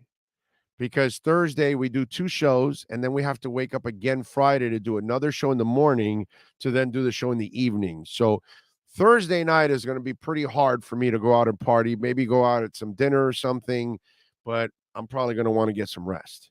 Friday is a whole different ball game because I can sleep in because I'm not doing a Saturday show, and then we just morning show, and then we just go in the afternoon to go do. Oh, actually, no, we wake up at 9 a.m. Yeah, we have to be there at 9 a.m. Saturday. Yeah, no, it starts at 9. Yeah, dude, I don't think the partying starts till Saturday. To be honest, NorCal, partying, like go out and have some drinks, and I don't think I'm going to be able to unwind until my 3 days of work is done. Once I've completed my responsibilities, then I can hang out and relax a little bit and unwind. I got to be honest. Yeah, it doesn't look like I get much of a break on Thursday, Friday, and Saturday, to be quite honest. So no, I got a job to do, man. I got a job to do. You can party. You don't have to stay on the radio for 4, 5, or 6 hours. So you're good. But I've got to stay sharp for 4, 5, 6 hours, and I will not be able to have too much fun after the shows, put it that way. You know what I'm saying? But on Saturday, after that one's done, I'm going to unwind. I'm going to go to my Kansas concert, and then I'm going to party like it's 1999. And that was a while ago, too. John Rouse says, Kusama, Quant, or Cadena? Okay, John. Completely different companies. But I'm going to go Kusama. Okay, now it's much more expensive than Cadena. Cadena's a long-term play, like Star Atlas. That I've got my bag of Cadena, my bag of Star Atlas, and I'm not touching it. I'm leaving it there. Now, when it goes to really, really low numbers, then I'll add a little bit more for the hell of it and leave it there because I know I'm not going to get returns on this for a while now. But I think I'm not a financial advisor. I'm just a guy that loves crypto. I truly believe Kusama is about to pop, just like Polkadot is about to pop. And I think Kusama, which is right now, and I know that we're, you've got the OK Coin banner over me, but you can't get it OK Coin. You got a Voyager would be the place that I would tell you to go get Kusama. That's where I have my Kusama, and I get it at 8%. So, John, one of the things that I'm huge on is staking. And I got to explain this to all of you. And this is what I love about OK Coin. So I got a bunch of Avalanche, right? I have it staked for 8.6%. So while it's trading sideways or maybe a little down, I'm still earning 8.6%. So more Avalanche is coming in at a cheaper price. So when it pops, all the interest I got is also going to go up more. I'm not getting dollars. Like, it's funny, like when you get a regular credit card, and we'll give you $2 cash back. Yeah, because our dollar buys so much less every day. So that's not really the interest I want. No, I want you to give it back to me in Ethereum. I want you to give it back to me in Avalanche. I want you to give it back to me in Polkadot. I want you to give it back to me in Bitcoin. Why? Because when they hit, it's going to turn. And Kusama was at $600. It's at $154 right now. Okay? I know it's going to pop. And when it does, I'm going to be sitting pretty.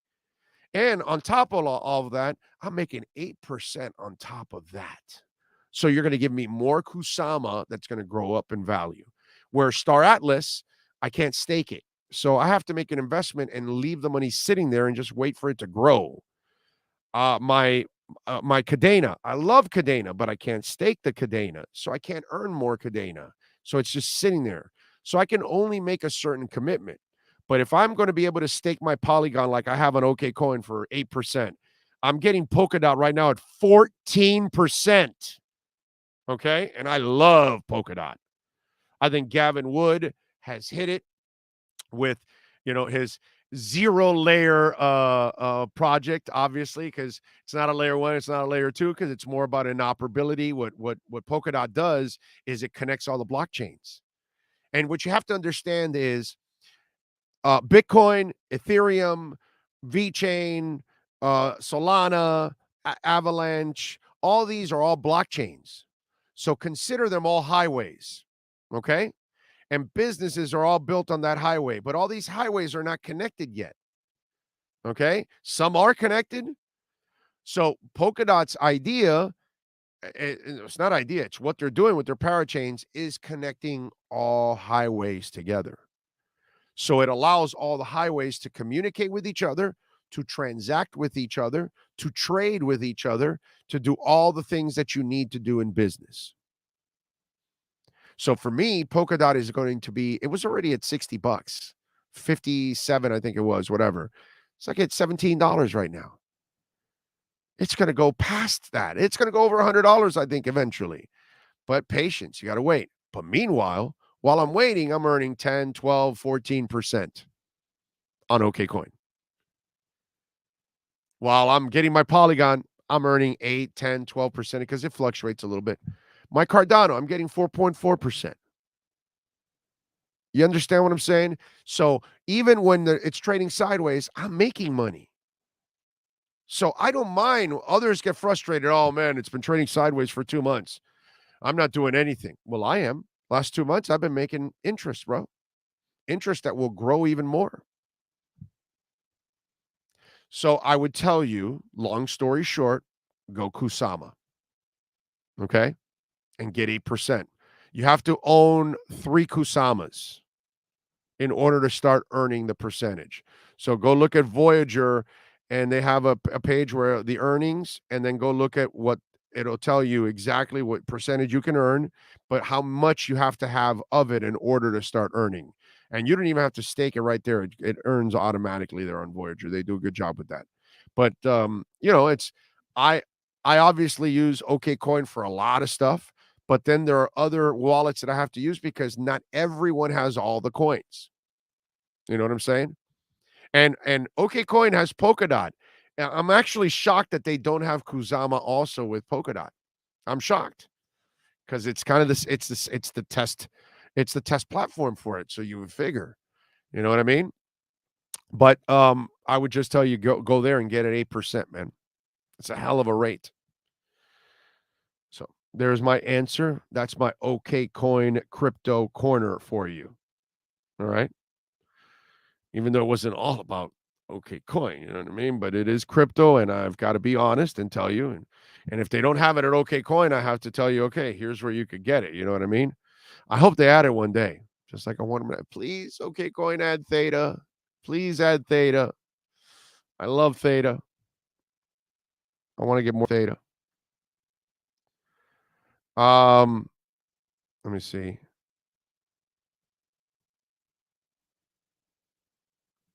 Let's oh, by the way, do me a favor, send Anthony a link because we did not get Anthony on. Send the link to him, please, Sean. So let's get that going there and reach out to Anthony and get him on. Let's see. I see Michelle Kaufman writing about Higuain injured his quad, status for New England game unknown. How about just go away, dude? Go enjoy your money, brother. Take it easy. So John Ross says Cadena's almost in the $4 range. Yeah, no, I love Cadena. I'm telling you, I love Cadena. You can load up on it. I'm just telling you, I want you to maximize your money. You know what I mean? I want you to maximize your money. So that's why I tell you, 8% is what I would do. I love Cadena. It's at 505 right now. Cadena. And let me tell you, Avalanche, which you can get Avalanche on OK Coin. It's at 68.97. That's a steal for Avalanche. Okay. Ladies and gentlemen, Avalanche was at $117 November 23rd of 2021. Just a couple of months ago, it was at $117. Wait a minute. Hold on. I'm sorry. No, I'm lying to you. $138.85 on November 21st. Okay? $138.85, and it's at 68 right now. 68.97. Get yourself some Avalanche on OK Coin and stake it at 8.6%. Okay? Do it. Do it. I'm telling you, do it. It is well worth it. Do it. Big O, what's the external wallet that's good? What's it called? Oh man. Now I'm brain farting. The external wallet. Damn. Give me a minute to think about it now, because I'm forgetting right now the name of my damn external wallet, the company. But what's it called? Let me see something here.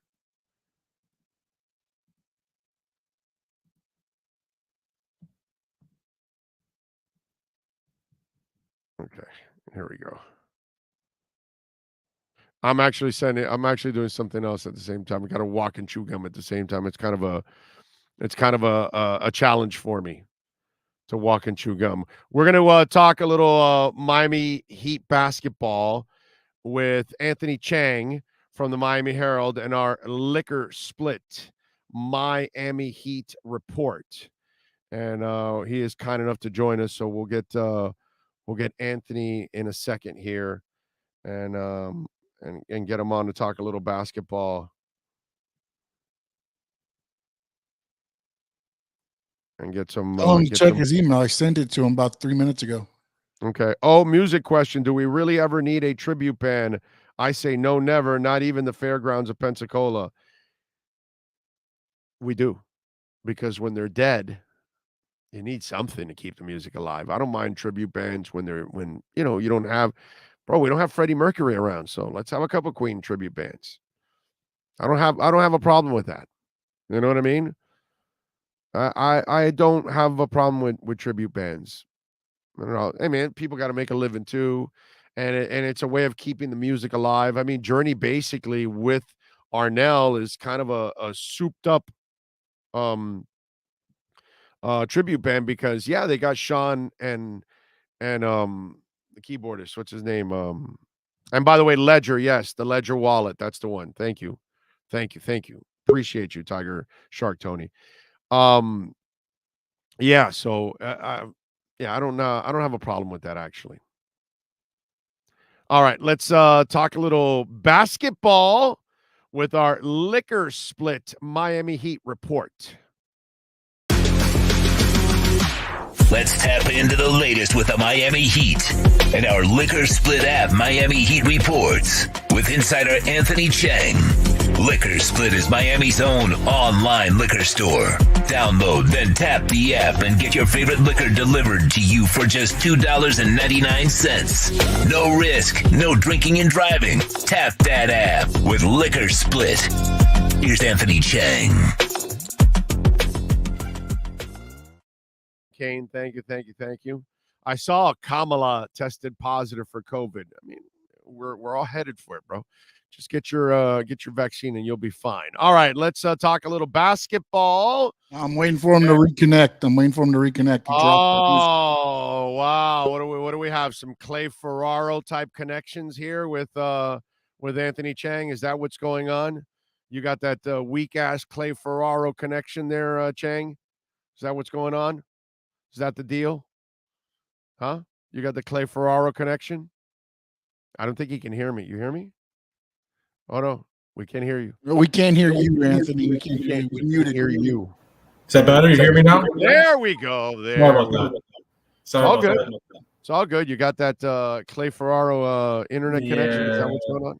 Some Bluetooth challenges in my end. So I hope you don't hear the echo this time. It's all good. It's all good. So how's the hatred between Jimmy Butler and Oladipo going? Yeah, they really hate each other. I'm not even sure how they even coexisted on the court in Atlanta. Right. It's really impossible to really figure out. But they found a way to get past the hatred and come away with a win. I tell you, it's impressive. Where people come up with this shit is amazing to me, dude. Yeah, you know how really, it really, really is. Are we getting? We're not getting any kind of, weak ass effort tonight, right? We're gonna get the effort we saw the other night. They want to close it now. Now you watch that Philly series, right. You're like, dude, that's gonna go 7. Let's go. Let's get some rest. So what are we expecting what are you expecting since you're around this team all the time? Yeah, I think if there was any doubt, I think last night's game in Philadelphia was a wake-up call for the Heat. It's not just going to be you come in and the Hawks are just going to lay down. The Heat have to really put in an effort to win tonight because Atlanta, they saw what Toronto did. They had a win today, 3-2, go to Atlanta with some momentum. They could force a game 7. So he can't play with their food, as they say. I think they'll come out and win. I think the fact that you get a week off, pretty much, the series wouldn't start until Monday. You wouldn't have to push Kyle Lowry to return in this series. You can give him more time to rest the hamstring. You can give guys like PJ Tucker, who's still dealing. He's on the injury report every game with the calf strain. I know he's playing really well, but it still seems like it's still a little bit of an issue at least. Guys like Caleb Martin with a sprained ankle. I'm sure Jimmy and Bam are dealing with their own things. Give them a week before the second round. You have to take advantage of that. So I expect the Heat to come out and take care of business tonight. I think we know for a fact the Heat are the better team. So if they play the way they're supposed to play, I don't think there's any reason they shouldn't close it out today.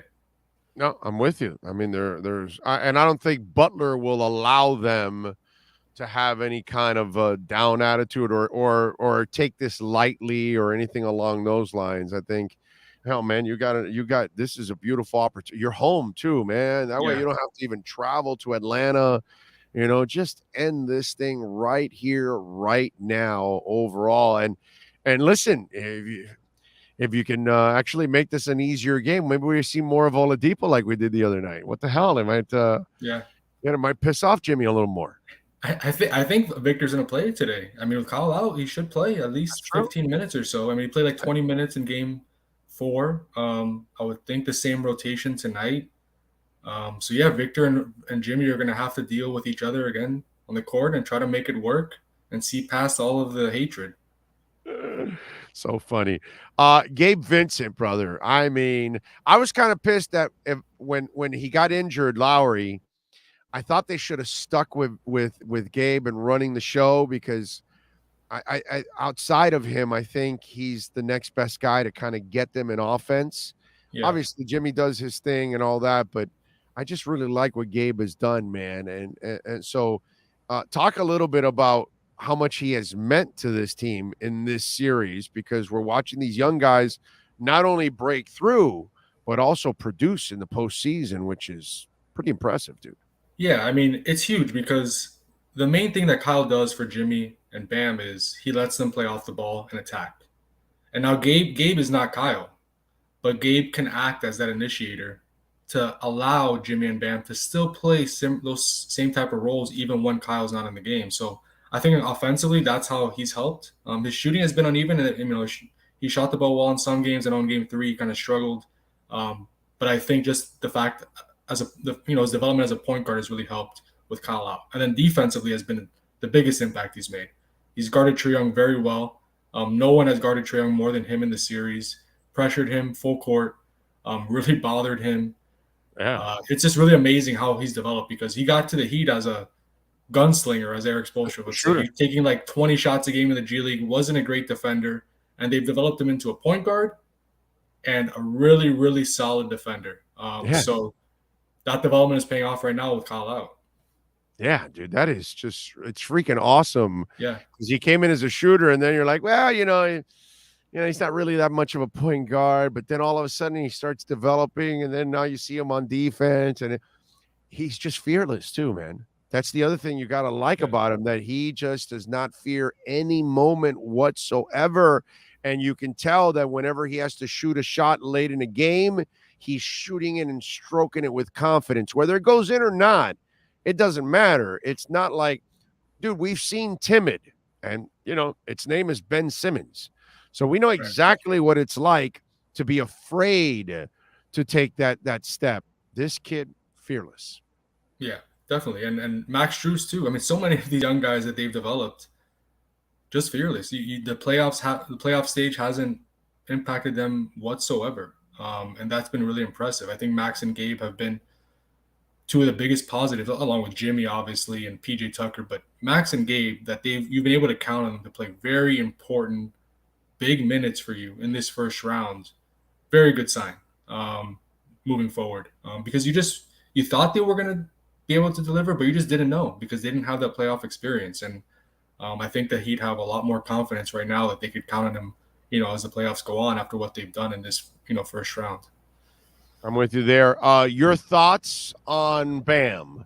Because, I talked about this with Ira yesterday, and it's, he's a fantastic player, but it just seems like he really will never be that, that dude, that SOB that I need the ball and I got to go out and score. And it's obvious right now, I need to be selfish. Like Jimmy is Mr. Selfless until he sees that, okay, guys are okay, I got to take over. Yeah.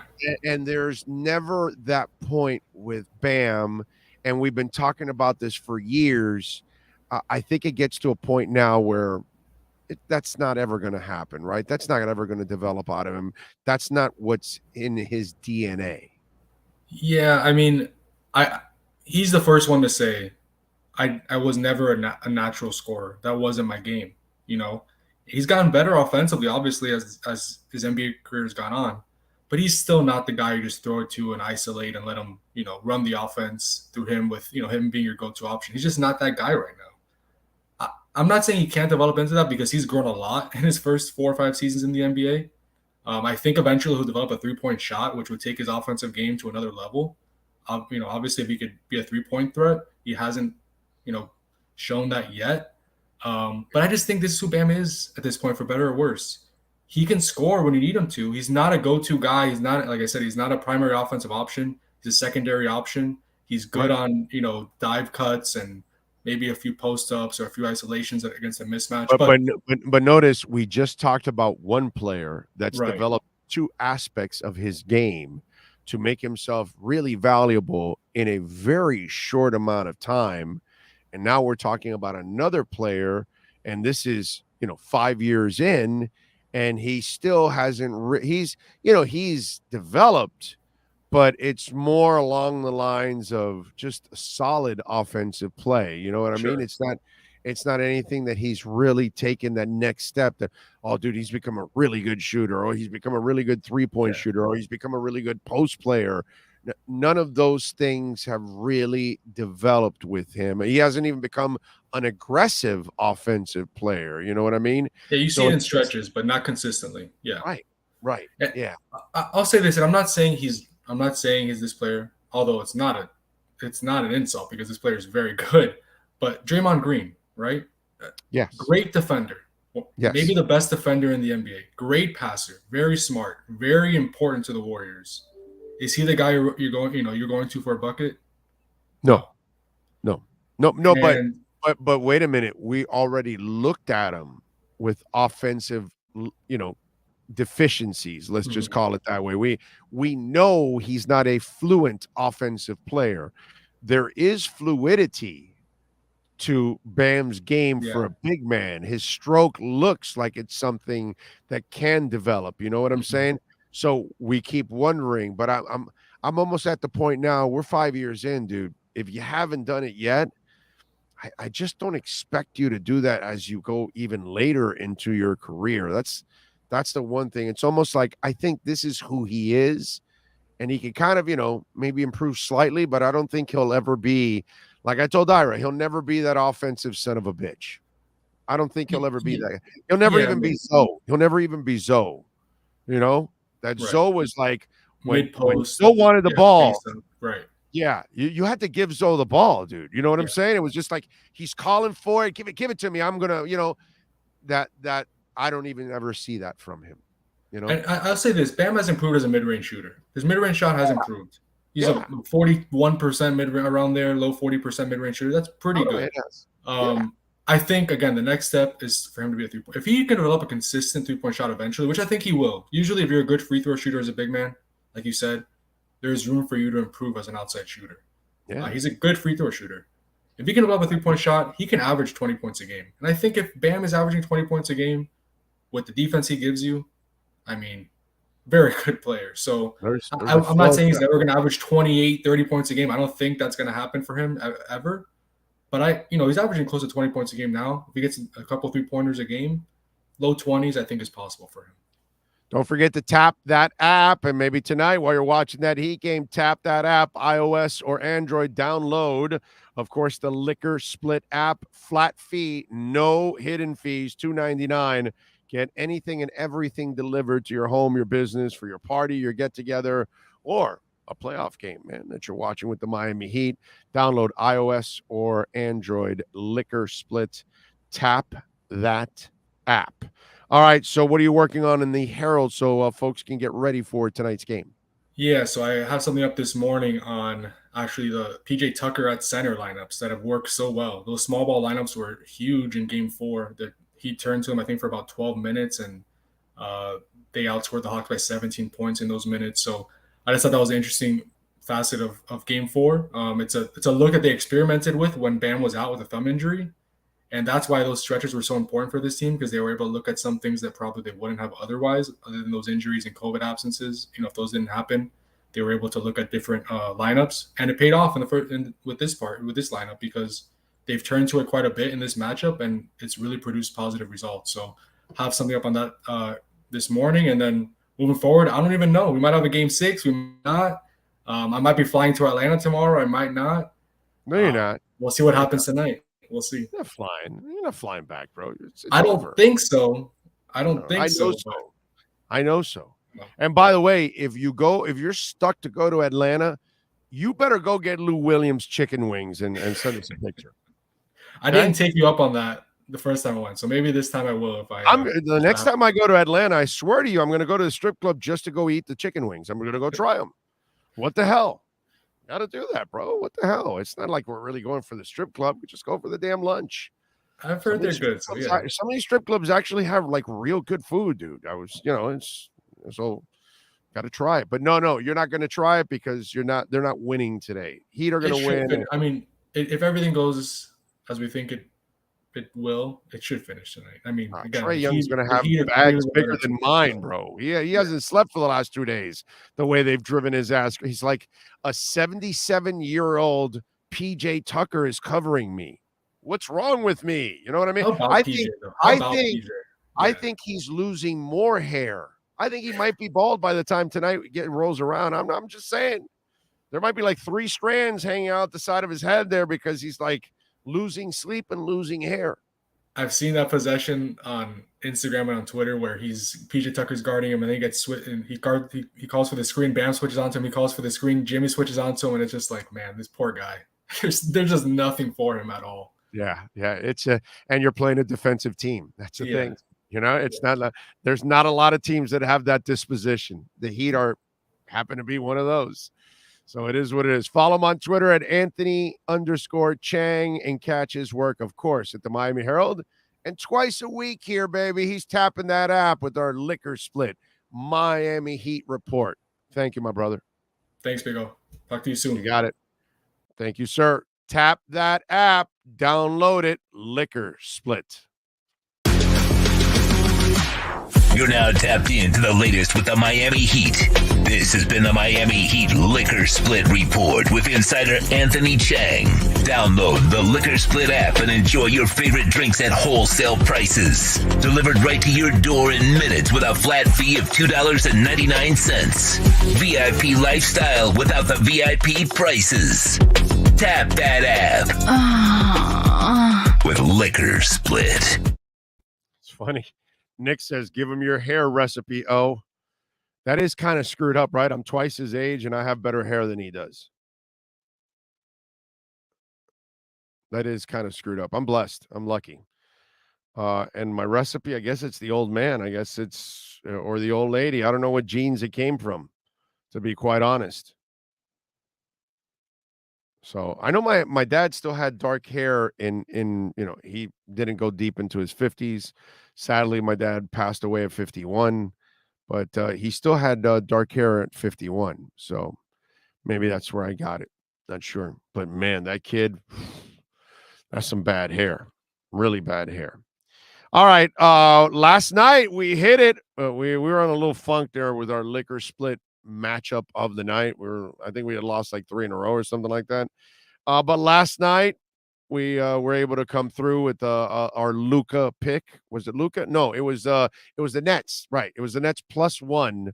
No, the Celtics +1 against the Nets. That's what we did last night. And that was our Liquor Split matchup of the night. And we said to go with the Celtics. And sure enough, that's what ended up happening. Now let's give you our Liquor Split matchup of the night. It's time to tap that app. And no one loves to tap that app like the Big O. Here's the Liquor Split matchup of the night. Right. All right. I'm going to go to our late game tonight at 10 o'clock. That, in fact, Sean and I can be maybe having a burger and a drink or something watching this game in Vegas because we'll land before that, I think. Maybe, possibly. I don't know. Maybe we'll land. No. We land after it, unfortunately. But we can watch it in the air. 10 o'clock on TNT at the Footprint Center. It's the Pelicans taking on the Suns. This series is tied at 2. No Devin Booker. Devin Booker is out. And I just don't trust CP3 to stay healthy. And I just like what the Pelicans are doing. They don't need the fat boy there at all. Pelicans right now, the over and under is 232.5. The Suns are favored by 6.5 at home. Pelicans are +200. The Suns are -250. Folks, I'm going with the dog. I'm going with the Pelicans. I'm going to ride the Pelicans +6.5 here. I think they'll keep it close, even if they lose this game and go down 3-2, which I think they can win this game. I'm going to go Pelicans +6.5. I'm going to go with Ingram and the boys. I'm going to roll the dice. I like the way they're playing right now, and I don't trust the Suns. If you don't have Booker, and I just don't feel like CP3 can really carry you because he's too old at this point.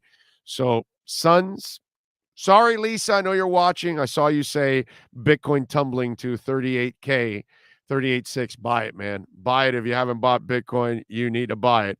But anyway, I'm going to go Pelicans +6.5 tonight against the Suns. That's our Liquor Split matchup of the night.